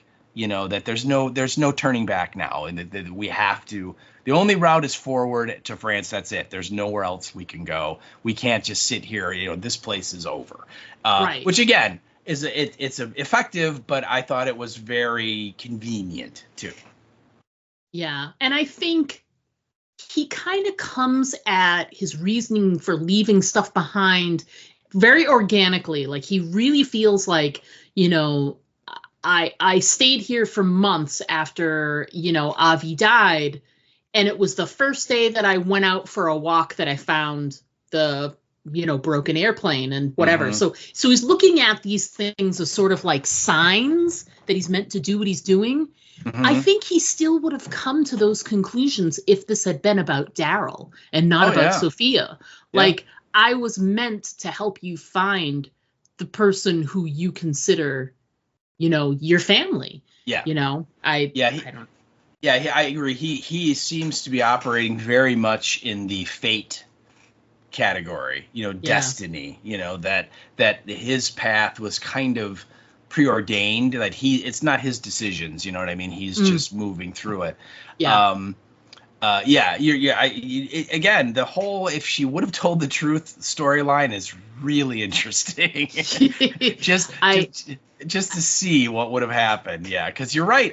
He seems to be a guy that could have said yes. Right, and I agree. Like, and of course he is, of course, going to find out. So it makes it interesting to try and figure out like what will his reaction be. You know. Yeah. Will he try to kill her? It is entirely possible he might join Jeanette, on the other play for the other team. Yeah, that's possible. Yeah, assuming that he's still alive, because again, I could also see him, dying in some, spectacularly horrible way as well, too. But so speaking of Janae, there's the episode ends with Carol and Ash, obviously, but there is right before their sort of final moment, we do revisit France just briefly to see the the rescue. Yeah, the rescue mission that they go on. And it's, as far as Walking Dead rescue missions go, it's not bad, the usual, they're going to pass through this small village area that's abandoned. They've set up a little like claymore explosion that will be tripped by the first truck, yada yada. And then of course it drives across and it doesn't trip it. Yeah. It's like typical, right? And as soon as I think the guy's name is Mathis, right? Yeah, Matthias. Matthias is something. He said the guy's in charge, pretty much. You put it all together. He basically tells Daryl, he's like, this is the plan. He's like, we do this together and we go in and we go out and we don't do anything different. And as soon as he said that, I was like, yeah, that's nope. Happen. Not gonna happen. So of course, in true Daryl fashion, as soon as it doesn't trip the bomb, then he jumps right in and he's like, all right, well, I'm still gonna do the same thing, like take out the first truck. Then the convoy all has to stop, but he does it with his gun. So he shoots the people in the first truck. They stop. Like then there's, the convoy, and then there's the Jeep and all this other stuff. And it's a pretty it's a nice little firefight, little battle.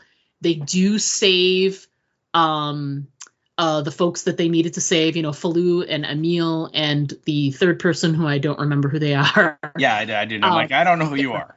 Yeah, but I remember the face a little bit, but I was like, I don't remember what your character name is. But then there's this really great scene. They didn't realize that Janae was going to be a part of the convoy. But she is.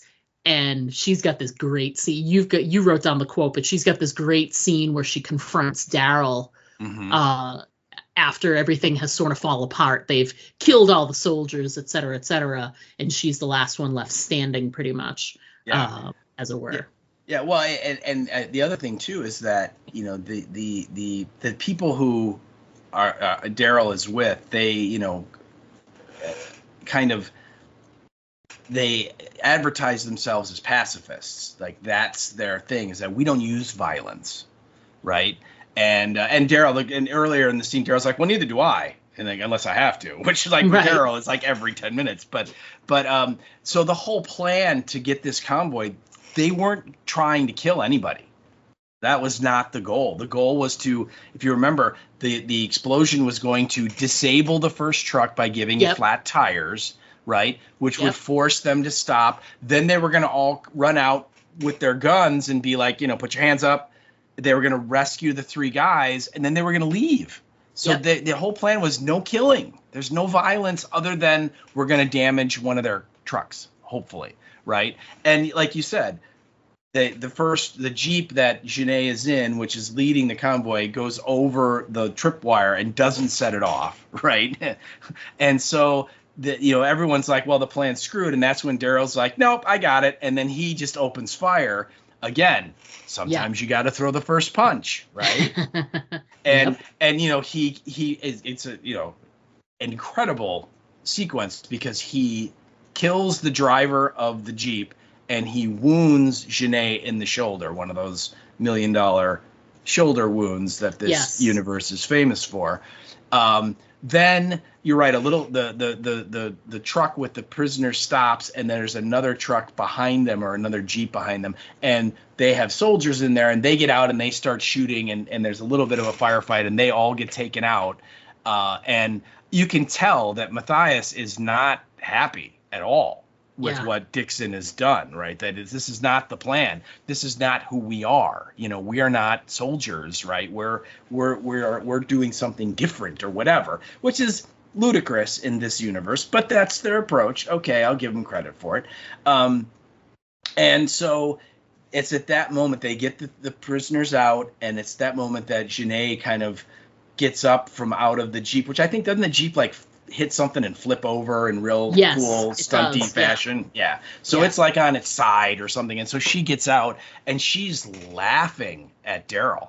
Oh, love it. And he turns and looks and the first time they showed her, I'm like, who is that? Because she's got this big grin on her face, which you've never seen before. Right. And she's wearing like a different, like not the same. I mean, she shouldn't be wearing the same clothes, but it's like a totally different, like kind of almost like a yellow or mustard colored outfit. I'm just like, who are you? And then when I watched it the second time, in the scenes from previous, they showed her. And I'm like, oh, that's why they showed her in the scenes previous, because she's going to be in this. That's who it is. And she's laughing, right? And she says this great line of like, I should have known it was you, because angels always send their most vicious demons to do their dirty work. And then she says like, and you are their worst demon or something. And Daryl responds by, doesn't say a word, just reloads both barrels of a shotgun and is going to blow her away. Yeah. And she like literally steps out and raises her hands, is just like, do it. I'm done. And I think like finally at that moment, that's when the mine explodes in the street behind him, and he is distracted. And when he turns back, she's done the magic, I'm, somehow out of sight, no one can find me thing. Yeah. That no one could ever do in real life, but it happens a lot in film and TV. And so she gets away. But yeah, I love that line. And I loved the fact that it was her who is a violent, cold-blooded murderer and is calling him out for being just as bad. I know. Isn't that crazy? Oh, it was great. It was great. Yeah. And again, as much as I'm with you in that I did not really have much interest in the Daryl part of this episode, that was a really interesting moment. Yeah. I'll agree with that. It sets up what'll be like, obviously, it's going to be more cat and mouse with Janae for this season. And again, and sort of interspersed with the Carol trying to find Daryl stuff. So I do like the character of Janae. I think she does a fantastic job playing a villain. It's just it comes from a really good place. So if we can get more scenes with her, I think it'll make the Daryl stuff more interesting to follow, because she just makes it much more dynamic. So we'll have to see how that goes. Well, what I'm hoping for is that, how we talked about the beginning of this episode with the leader of the nest, and we're like, he's kind of slimy, and he's very, he's talking out of both sides of his mouth a lot of the time, and you point out the fact that he's like, well, I'm a pacifist, yet here I am training with the staff and beating the crap out of these guys with it, and lots of like things that don't necessarily add up. I really hope that we see Janae and she is just outworldly, or just openly mean, violent, and doing whatever it takes to get her way. And at the same time, we have what's going on at the nest, and it's going to be, we're all about love and peace is our message, but underneath that, they're just the same and doing whatever it takes to get whatever they want. And again, we don't really know. They haven't given us all that information yet. But again, remember last season, didn't they have like the crazy super ghouls he had to fight that were all charged up and right? So I mean, Janae has her own crazy thing going on too. We have to see what's going to happen with that. But I would really like to see them kind of compare these two groups and see, are they really that much different? And maybe Janae's is not as bad as we think it is, and maybe the nest is worse than we think it is. You know what I mean? Something. Yeah. Right? So, but yeah, that was kind of cool. And I think too, we should mention that we totally skipped over the fight in the did we talk about the trowel? We didn't get there, but okay. Yeah, because Carol goes into the greenhouse when the power goes out, and she finds the grave, and then she hears the plane land or something, so she knows he's coming back, so she goes to get out of there, and that's when all these ghouls run in, and she's weaponless, And so at first she picks up a pair of garden shears and stabs one ghoul like right in the mouth, which I thought was pretty cool. And it doesn't kill it because it doesn't really get the brain, which was fun. And then she picks up a trowel, right? Typical thing you'd find in a greenhouse, in a garden situation. And she, uses it to zap a couple of the ghouls. And obviously it's a direct nod to the original Night of the Living Dead when Karen Cooper turns into a ghoul, and after she's eaten her dad, her mom comes down and finds her, and what does she do? She picks up a garden trowel off the wall and uses it to stab Helen Cooper to death. And so a nice little callback to something in the zombie universe, not directly Walking Dead, much like the barrel that we saw in the opening scene there. So I know we both had it on our notes, so I wanted to make sure we talked about it. Oh, for sure. So, and you know what? I watched that scene multiple times. I did not see the Greg Nicotero ghoul, so I will have to look for that again. I really think usually what he does, and look for it, is, and I might be wrong, but it's usually a ghoul that's being highlighted. It's one that's like right in front of your face on the camera. And there's a scene where she was pulling those like gardening racks close to her to create that little barricade that she did. Right. And when she was doing that, they were trying to pull them apart. And there was one ghoul that was very highlighted that was right in front of her. And I've seen Nicotero in the makeup before, and he's done it in other shows. In other episodes. So as soon as I saw the face, I was like, and one of the reasons is usually when they hire people to do the ghouls, like all the extras and the tons of people, they're usually a lot slimmer. And Greg Nicotero has a very round face. So it just read as him. So, I mean, I could be wrong, but just watch that scene again. Okay. And look for the one that's like almost able to push his face through.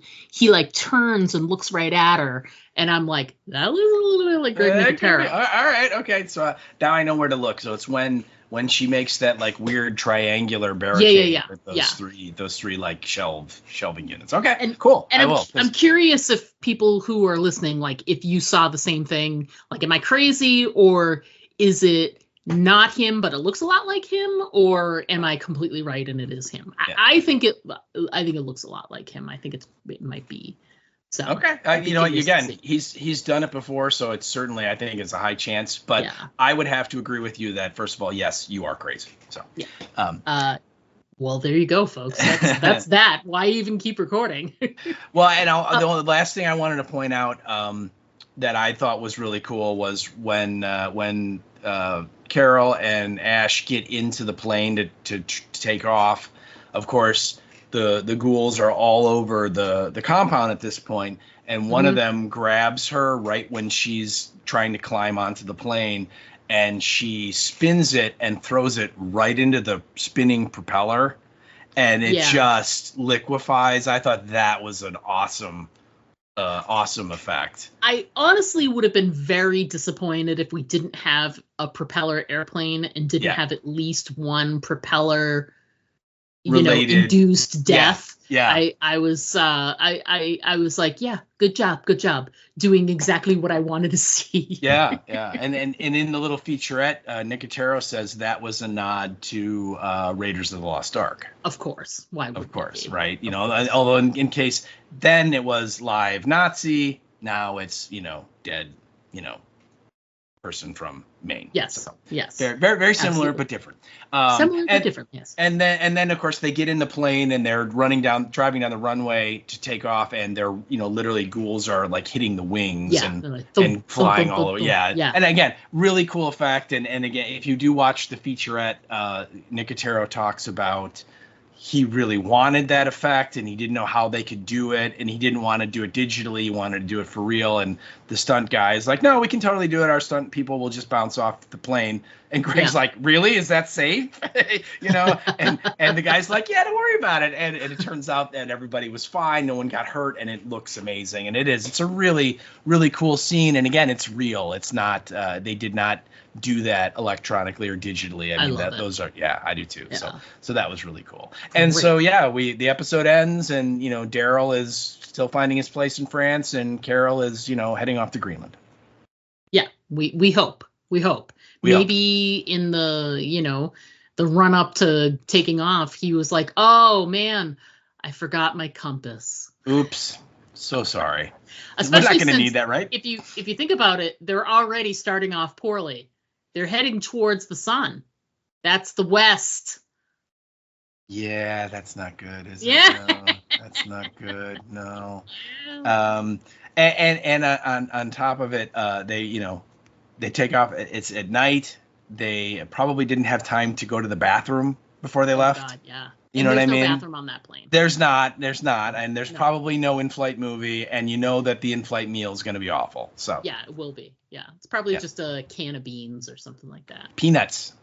Oh, peanuts. Very peanuts. Stale peanuts. Yes. They're and they probably no longer give you playing cards. No. Yeah, they don't really do that anymore. No, they don't. You don't even get the little plastic wings.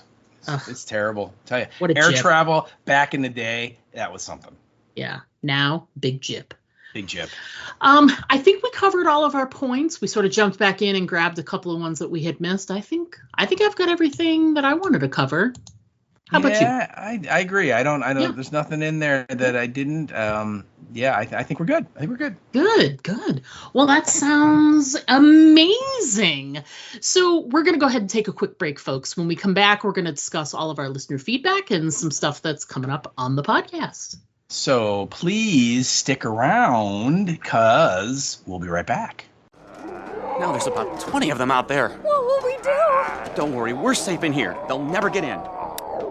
Why is it that in every zombie story, people always think that their safe haven is invulnerable? I know. It's like, hello, the walkers are totally going to get in. You better get ready for it. No! Diane, get behind me. No, it's not stopping. Do something, Jack! And another thing, how come nobody in a zombie story has ever seen a zombie story? Do you know how much time in human life would be saved if just one person in the group was up on the genre? What do we do? Aim for the head. What? Aim for the head. You heard them. Aim for the head. Quick, Diane, I think we should try and fix the barricades. I think we should listen to them. Now, that's the first good idea they've had all episode. I still don't think they're gonna make it. Aim for the Head, a weekly podcast covering the hit AMC programs The Walking Dead and Fear the Walking Dead. Join hosts Diana and Steve as they recap and discuss the latest episodes. Aim for the Head, available on iTunes. You can also follow them on Facebook. Hey there, this is Greg Nicotero, and you're listening to Aim for the Head podcast with Diana and Steve. And don't forget to always aim for the head, because body shots, they really just don't work. Hey, everybody, we're back. We're going to go ahead and jump right into the feedback that we received. And we have two different, sort of groups of feedback. If you missed it, our last episode, which was like a quadrillion years ago, we covered... I told you a million times, don't exaggerate, okay? We covered the sci-fi movie Children of Men, very sort of apocalyptic, end of the worldy, great fun. So we got some feedback after the episode from our pal Andy in Germany, and I hung on to it the last few weeks, and I wanted to make sure to have it for when we recorded next. So here we go. So all right. Andy writes in about Children of Men and says, well, I have seen Children of Men now. I watched it before I listened to your podcast. After all, I wanted to know what you were talking about. It's a bit awkward to say this because you two are so enthusiastic about this movie. I don't like where this is going. I found it boring. This kind of movie is called, quote unquote, demanding in German because they have a message and demand you to find out what it is. But that is not my cup of tea. For me, fiction is purely for entertainment. I use fictional media to escape our reality. Therefore, I love the post-apocalyptic genre because it usually depicts an alternative world and society, but this movie doesn't. The world is basically ours, and the no baby thing is just a vehicle to transport the message. And he puts in quotes, children are precious and refugees shall be treated well. I doubt that society would collapse if no babies are born anymore. At least not as long as there are still enough young people. South Korea has a birth rate of 0.8 and still works fine. But what actually would happen if this drops to 0 is unfortunately not the topic of the movie. Whatever. I am curious what the topic for your next podcast will be. Looking forward to it. Greetings from Germany, Andy. I think, well, that's the thing, is they're in the movie. One of the big storylines is that people are upset because of the world's youngest person died. Mm-hmm. And after all of these plummeting birth rates. And I would also say the South Korea birth rate of 0.8 still has a number attached to it. Right. The birth rate in the movie is 0.0. Right. And also that's for the world. Right. But yeah, South Korea has a population of 3 or 4 million at least. Mm-hmm. So what's 0.8 of that? That's still a lot of people that are born every year or every month or whatever. Yeah. But yeah, and you're right. As long as there are still young people, it's not terrible. But again, Correct. That's part of the point, is that the youngest person in the world was 23 or something, right?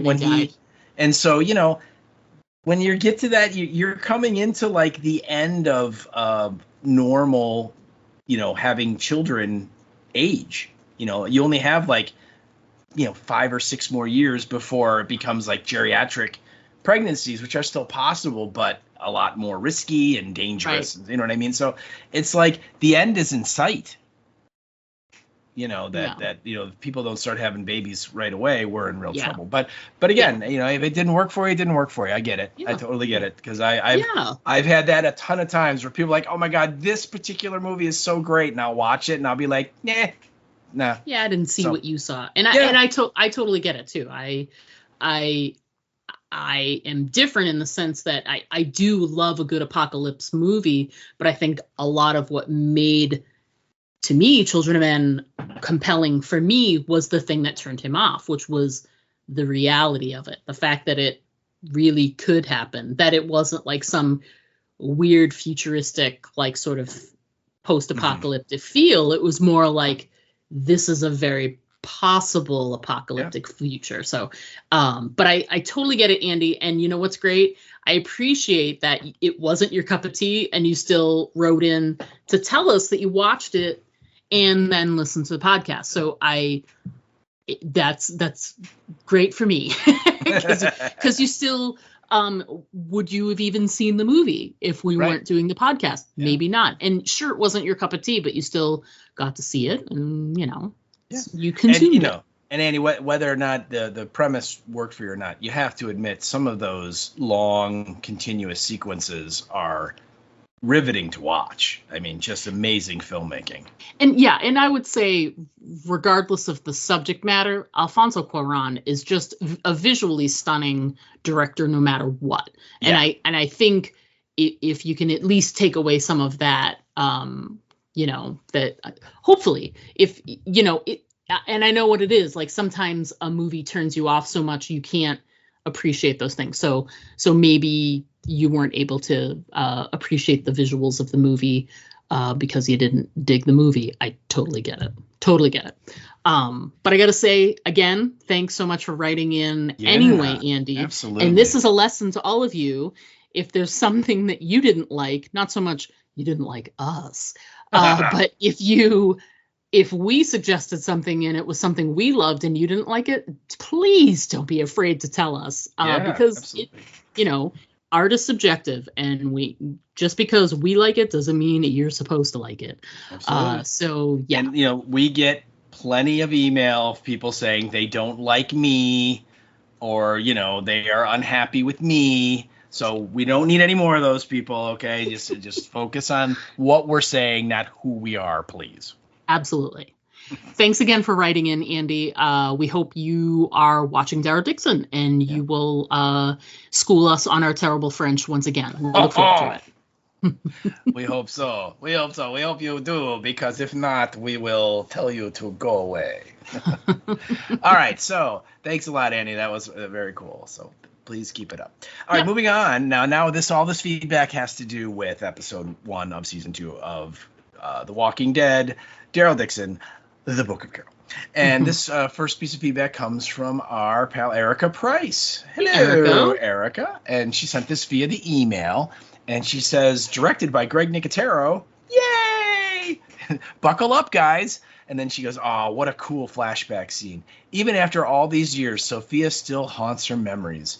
Once again, I'm reminded about my theory that every time Rick or one of the original group shows up, everything goes to hell in a handbasket. Here's this guy with a pretty sweet setup, and she's not there 24 hours, and it's ruined. Yep. Also, why does Carol seem so incompetent when she's ambushed in the greenhouse? She's too panicky. Getting herself trapped at this point in the ZA, it almost seems like she's forgotten how to Carol. And she is using air quotes on Carol. Yeah. I agree. She did. She certainly went, uh-oh. But, again, plot. Stupid plot gets in the way. Yeah. She goes, but it was a good bit of tension and the walkers look fabulous. Is that a Cherokee rose on the table? Yes, it was. She goes, seeing young Daryl and Carol is amazing. I can't believe Daryl squandered his opportunity to pop Janae, but then we wouldn't have a villain. Yeah, again, I think he was going to pop her. He just, the mind distracted him. So, exactly. It wasn't like he changed his mind. You know what I mean? It was circumstances kind of intervened. But you're right. They couldn't kill Janae in episode 1 because we wouldn't have the villain. So I get it. The after show bit was great. I wish Greg Nicotero could direct all the episodes. I'm so glad we're back in some proper The Walking Dead. And yes, I agree. I wish Nicotero could direct all the episodes. And yes, I agree that we're back in the proper Walking Dead era. I agree. Yes. So excellent. Thank you. Thank you so much for writing in, and we look forward to more feedback from you as this season unfolds. Yeah, thanks for writing in, Erica. We appreciate it. Next up, we got an email from our pal from England across the pond, Bev2. Hello, Bev. Thanks so much for writing in. Bev sent us an email, as per usual, and she writes, hi, guys. I hope you're doing well. It's great to have you back. Well, as autumn arrives and the leaves begin to change color, it's finally time to watch The Walking Dead again. Hooray. To start with, there was a lot of this episode with people around Daryl claiming he belongs in France. These people need to know he belongs with Rick in America, and they need to shut their mouths.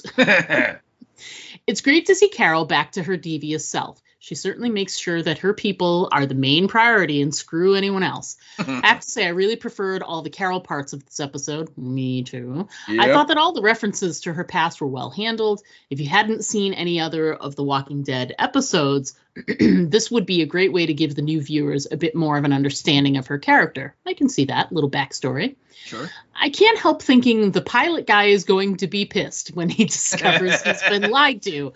Think so? That. I'm sure he'll be fine with it. Yeah, it's fine. It's fine. It's just a slight little bit of sociopathism. It won't matter though, as I'm fairly sure he's going to die not long after they get to France. Right? That's what I'm saying. She's probably going to kill him. I know. On the subject of getting to France, my husband straight away said that plane wouldn't get all that way. I told him that we've decided to let that one fly just so Carol gets where she needs to. And it's funny, Bev hit send on her email too soon. And then she wrote a second email, and at the top she put, sorry, I'm writing the email at 5:30 in the morning and I hit send by accident. So where was I? So I really enjoyed the Carol stuff, but felt that Daryl's side of the episode was a little flat. The only thing of real interest was the stuff that sounded like supposedly the good guys might be sacrificing Laurent or something. My hope for this season is that our two friends are reunited quickly.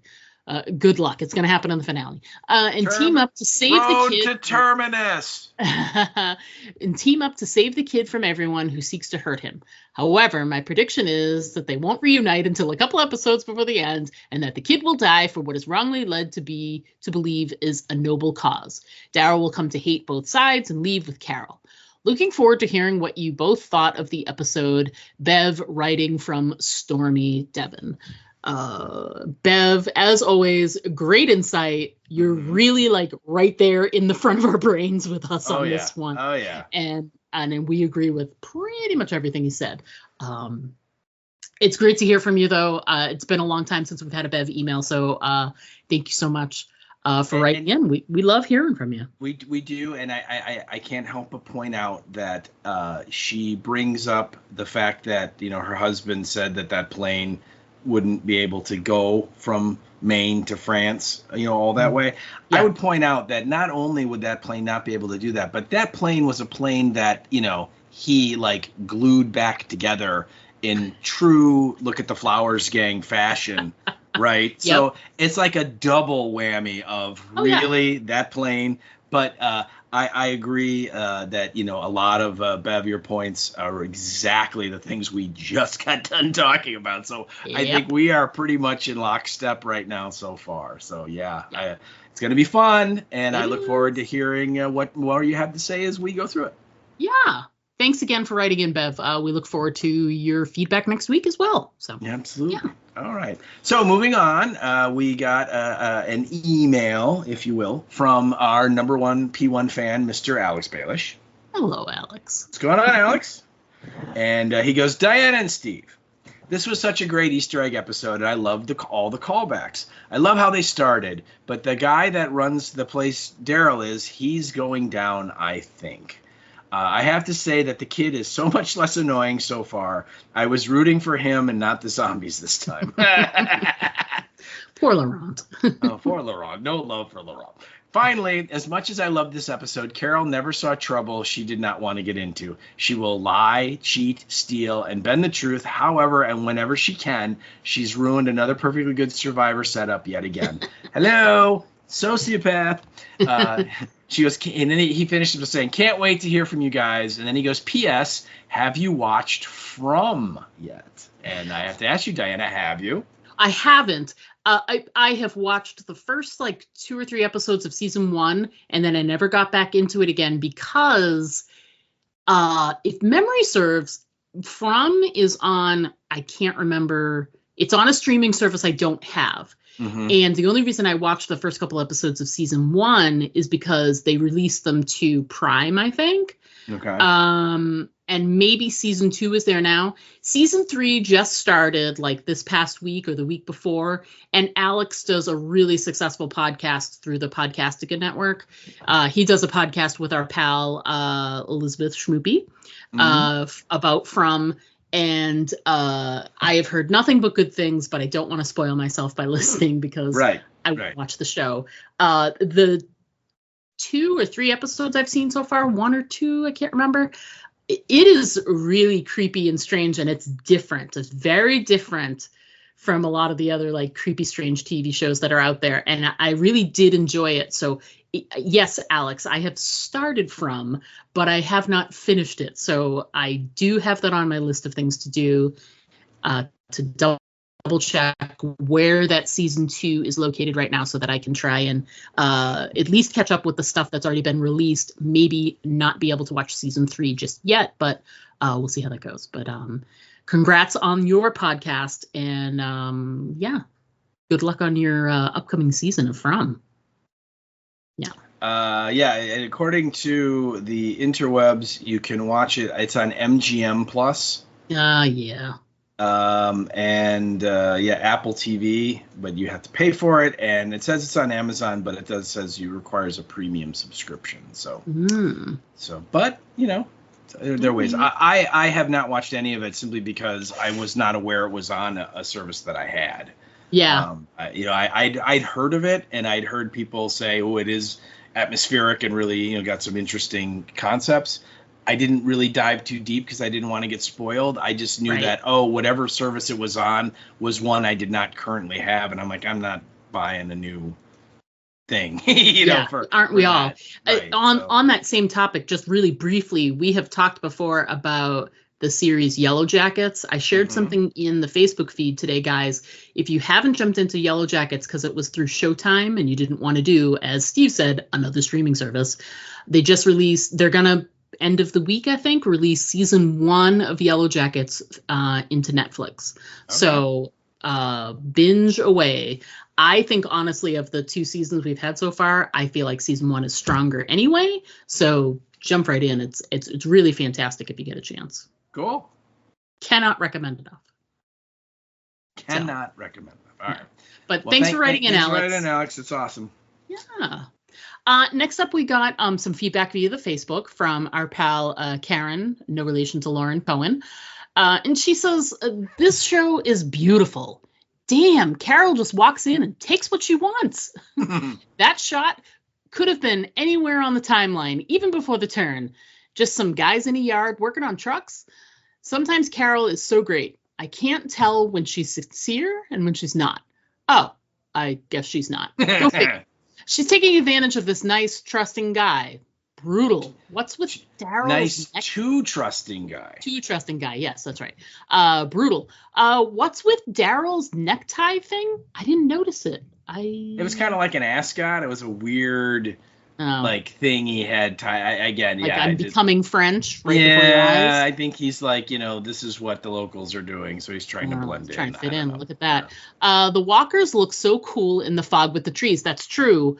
There was that storm going on as they were when the lightning hit, etc. There was this really great shot that showed all of the ghouls coming towards the compound, and they were in like a tree area or whatever, and the way the sort of like the fog was behind them, it looked really cool. So yes, Karen, they were kind of in silhouette too. Like you could tell there was like a big light source behind them somehow that was coming through the fog. And it was a really neat scene. Again, it's Nicotero, so so visually it's going to be amazing. Yeah. So walkers look cool, the fog behind the trees.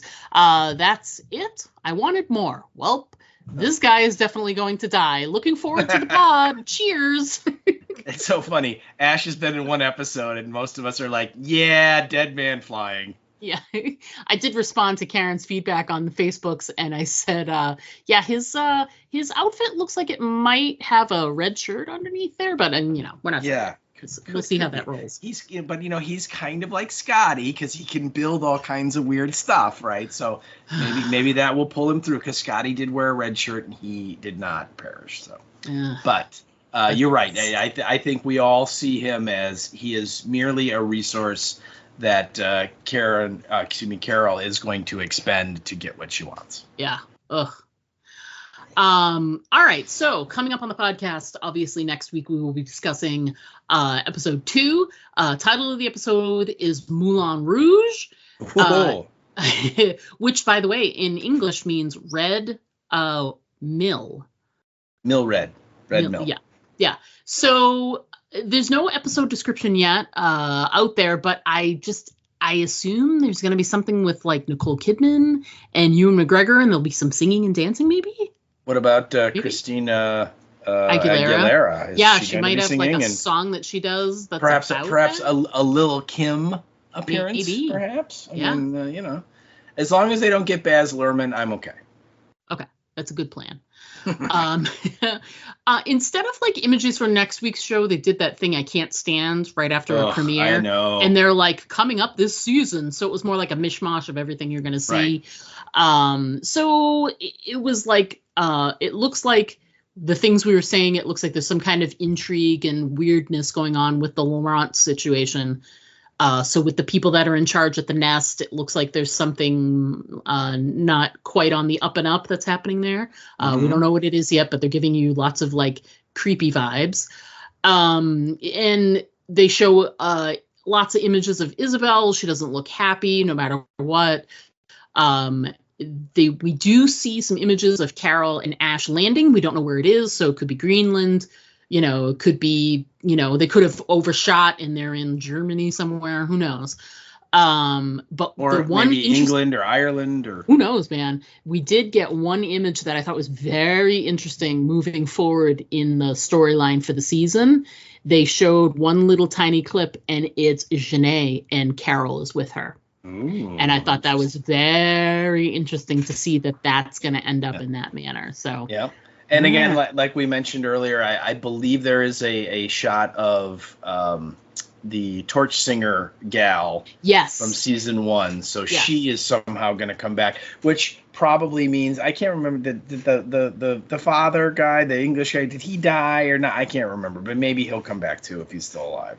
Yeah, he sacrificed himself. Did he? They were trying to get Laurent out of the underground thing. Yeah. So yeah. Okay, so yeah, that's right. Now it's all again. It's coming back. Yeah, he got bit and then he like went around the corner and turned and yeah, I remember that. Okay, yeah. But anyway, but it looks like we're gonna see that nightclub again, except now it looks like the singer gal is in charge now. So it'd be interesting to see that sort of change of pace there. Right. Yeah. So interesting sort of visuals. I hope that the storylines really sort of back them up. So we'll have to see how that goes.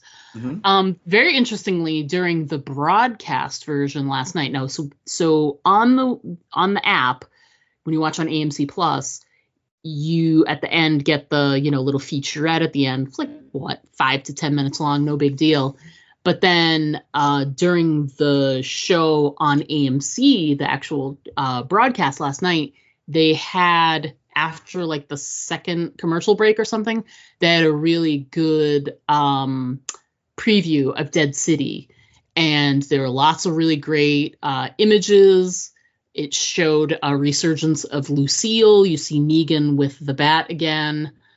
Probably, obviously not the same one. He obviously makes a new Lucille. Mm-hmm. They showed a nice image of Kim Coates has joined the cast. If you don't know Kim played Tig Traeger on Sons of Anarchy. He's done a bunch of other things throughout the years. He's fantastic. Likes to drink a little when he goes to cons, but it makes him a little tipsy. He does like to hug a lot when you go to the cons, so it just makes him a huggy guy. So when he's at a table, just expect to get a nice hug. I got one. I did not, but I wasn't looking for one. So. It looks like they're going to be leaning into the let Negan be Negan kind of thing for the next season. And it did shoot on the screen right before the end, coming 2025. So you've got a little bit of a wait time before you even see that. So at minimum, we're looking at 4 months before you see it, and it probably will be more like a February thing. So think more like 5.5 months. Before I think it depends. Do we know how many episodes are in the Book of Carol? 6. It's just 6. Yeah, again. Okay. So yeah, so there will be no mid-season finale. They're just going to do the 6, and that's the season, right? Yeah, exactly. Okay. Yeah. So if that's the case, then yeah, I would imagine that it would probably be January, February, because you would think they wouldn't want to have a gap in new programming. But again, who knows?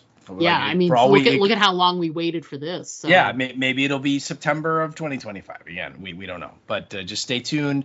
I'm glad that they're starting to promote it. I'm also glad that I did not see it because I don't want any spoilers at all. Mm-hmm. So it's good to see that they're letting Negan be Negan, but I'll just let that percolate in my mind without actually seeing the images. So yeah, you know what I mean? It didn't give away too much. I didn't think it was mostly.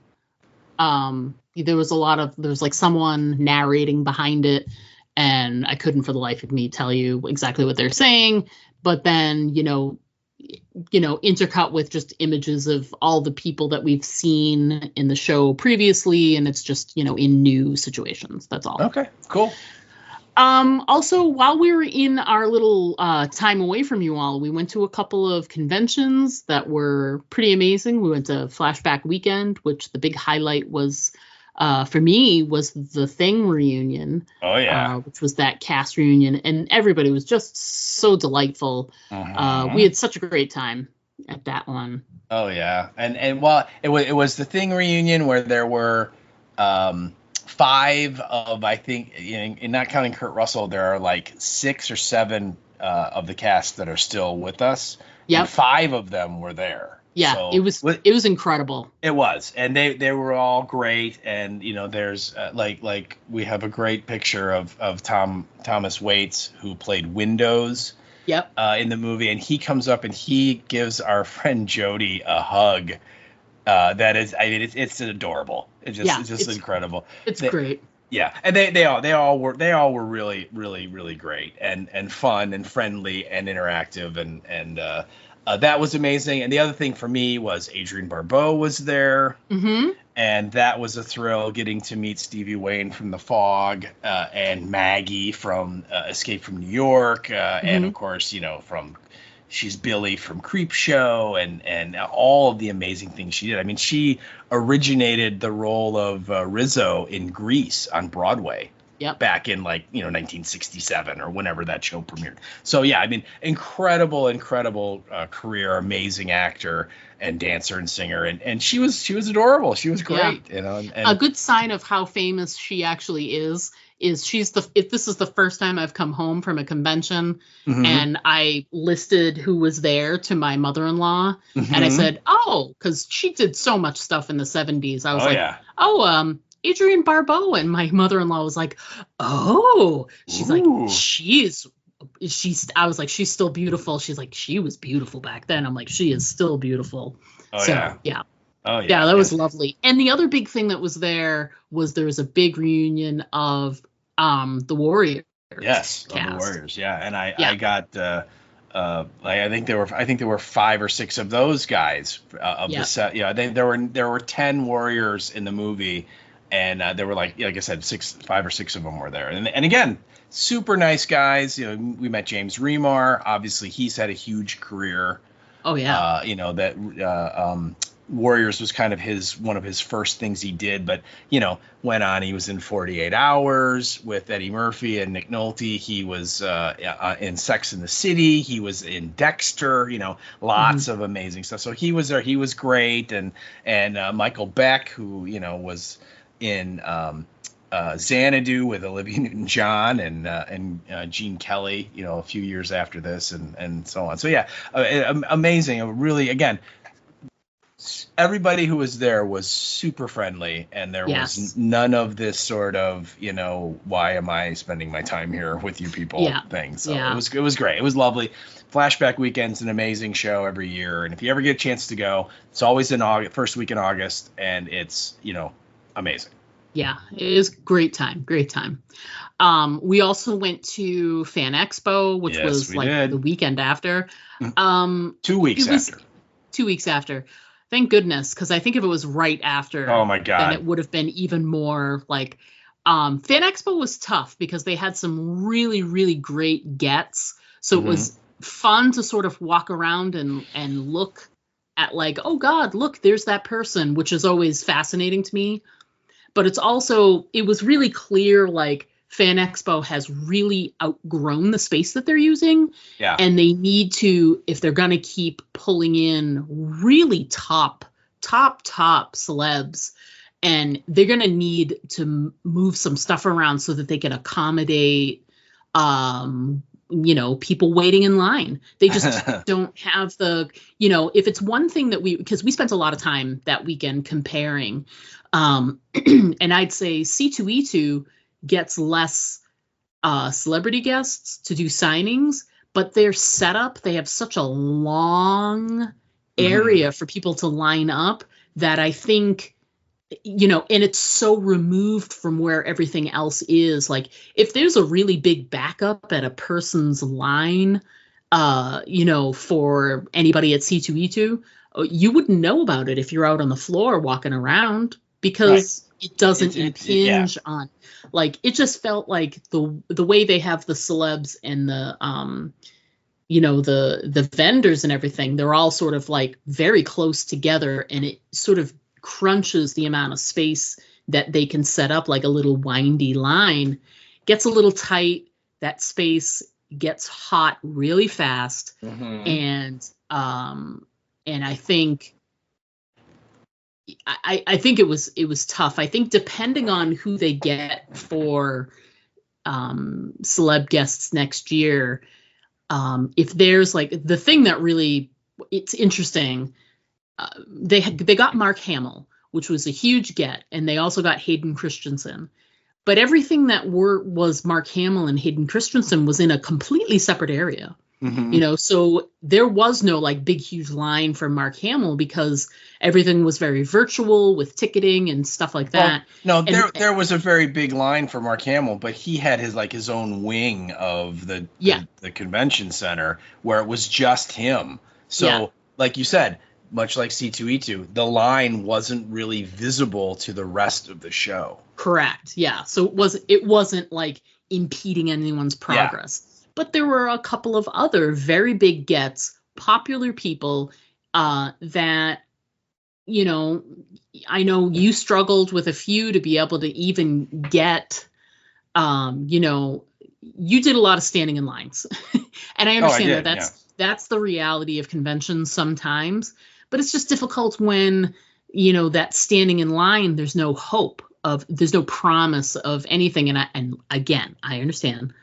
Conventions, there's nothing promised, but it just felt like it was, I don't know, it just felt like it was too much, you know, too much for the staff to handle, too much for too many people. They sell too many tickets is the problem too. Too many people in one space trying to do all the same things at the same time.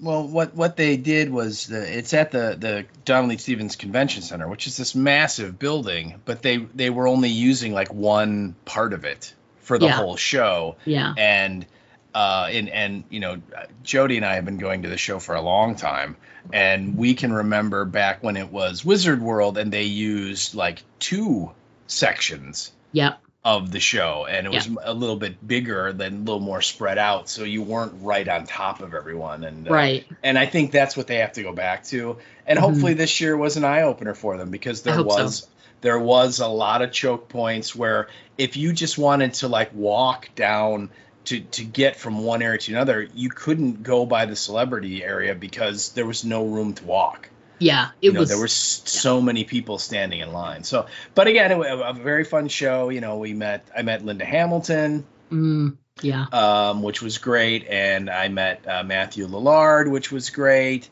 And you know, obviously, you know, Mark Hamill and Hayden Christensen were there, and it was a really, really fun show.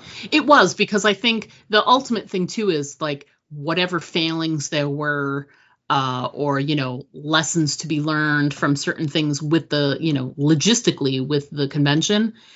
Everybody's always like, Linda Hamilton was like nothing but nice to everybody once she was able to make it through some of her line and get to people. Mm-hmm. So you still had a great experience with the celeb, which is ultimately what you want.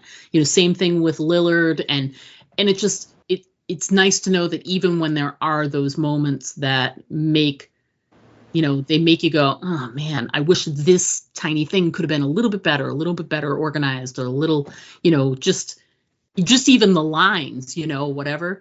But it didn't take away from the fact that it still was a fun weekend overall. And because we still had a fun week. I mean, dude, all I did was spend a little bit of extra money for an extra ticket, and I was in the same room as Luke Skywalker. I mean, there you go. Yeah, to me, that was still like, that made the weekend like, no matter what, there's still a net positive. I agree. I mean, I'm not gonna lie. You know, Friday night spending like 5.5 hours standing waiting for Matthew Lillard. Not what I planned on doing, but you know, again, like you said, that's kind of, you pay your money to go to a show, you're gonna stand in line. So yeah. But yeah, again, it was an amazing couple of weeks there in August where we did get to meet a lot of cool people, and it was super fun, super fun.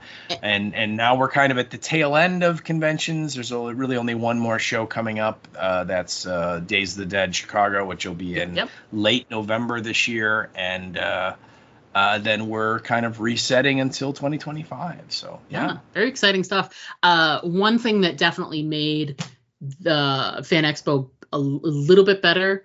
Cannot recommend the little expandable camp chairs enough. Oh my God. Those ones that look like they're a canteen, and then you pull them apart and you can, let me tell you, man, that's the best money I've ever spent. Oh yeah. To be able to create a little seat for yourself while you are standing in line just is amazing. I think it saved you.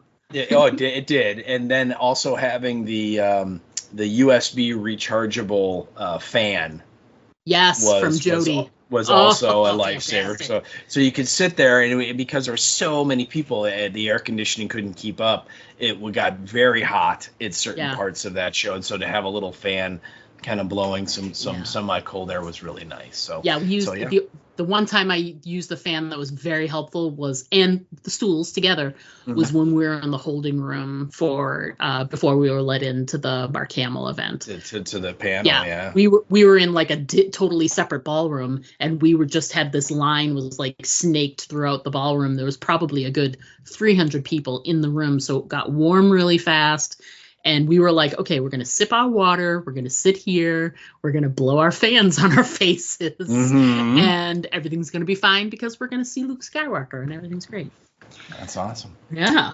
So good times overall. That's for sure. But speaking of good times, I think you just had a jolly good time, didn't you, this past weekend before? Sorry. Yeah, it was earlier in September, a couple weeks. Yeah, I did. I traveled across the pond, and no, I did not go visit Bev. I'm sorry, Bev. Oh, sorry, Bev. I could not couldn't get to stormy Devon, but instead I was in jolly old Ireland. Nice. Yes, my one of my nieces found an Irish bloke somehow in the States and decided to marry him. And so we went out to Galway, which is on the west coast of Ireland. And the wedding was held at a hotel right on the coast. And it was an amazing trip. And it was phenomenal weather. For about a year and a half, all I was told from people that were, going to this thing was pack warm clothes, pack a raincoat, bring lots of layers, because September in Ireland is typically in like the high 50s, low, mid 50s, and it rains every day, and it's going to be that kind of weather. We got there, and every day it was like 73 and blue sky and sunny. I mean, it was like the locals were like, we've never seen this kind of weather before. And I was like, seriously? But it was really great. I got to see the Cliffs of Moher, which is where they filmed the Cliffs of Insanity sequence in The Princess Bride, which was really neat. And also right off the coast of Ireland, right by Galway, is the Aran Islands. And the closest one is Inisherin, which is where they just filmed The Banshees of Inisherin, which was an Oscar contender several years ago with Colin Farrell, if you remember that. So that was kind of cool. I really liked that movie, and to go like, oh wow, it's like 10 kilometers away, and you could see it. It was kind of a foggy outline kind of a thing, but it was there. Nice. So that was neat. And the wedding was beautiful, and it went off without a hitch, and it was a super fun time. So I just got back last week and had to do the whole reacclimate to the 6-hour time difference and all that good stuff. But yeah. It was an amazing trip, and certainly something I will never forget. Nice. Well, that sounds like fun. And then just usually like to include what we're watching right now. I'm watching football. Well, you got to keep up because of your fantasy teams. But also, I taped the first 2 episodes of the new Ryan Murphy, The Grotesquerie. And I'm curious to see how that is. I wonder if others are watching it as well. I'm probably going to dive into it sometime this week. Yeah, I've seen it, and I like Ryan Murphy, but one of the big turnoff for me is that I have no desire to see Travis Kelce do anything. So I am so sick of the Kansas City Chiefs that they can all I'm surprised at how quickly they've achieved Patriot status for people not living in Kansas City, and that how everybody hates them because of the how good they are, basically. It's there's a definitely tinge of jealousy in there, but yeah, I'm done with it. So tell me how it is, and if I should watch it, and maybe I could like fast forward through the Travis Kelce parts or something. But it's not on my to watch list. I'm looking forward to starting tomorrow. We go into October, and all of the Halloween horror marathons will begin in earnest, so that's true. Basically every day of the month at any time of day you flip around to a channel somewhere, there will be a horror movie playing, and that's kind of my jam. That's awesome. That's true. Absolutely. All right. I think that's it. I think we've talked about everything we could possibly talk about and more. And more. I know. And more. But we are looking forward to having something to regularly talk about with you guys as we move forward. So looking forward to chatting with you all next week. But until then, as always, I'm Diana. And I am La Steve. Bonjour. La Steve. And don't forget to always aim for the head. Yeah, don't forget, because body shots, they just don't work. To send us an email, write us at aimfortheheadpodcast@gmail.com. And our Twitter handle is @AFTHpodcast. Pictures and video are always welcome at our Instagram account, aimfortheheadpodcast, all one word. But the best way to keep in touch with us is to just like our Facebook page to get all of our updates in your feed.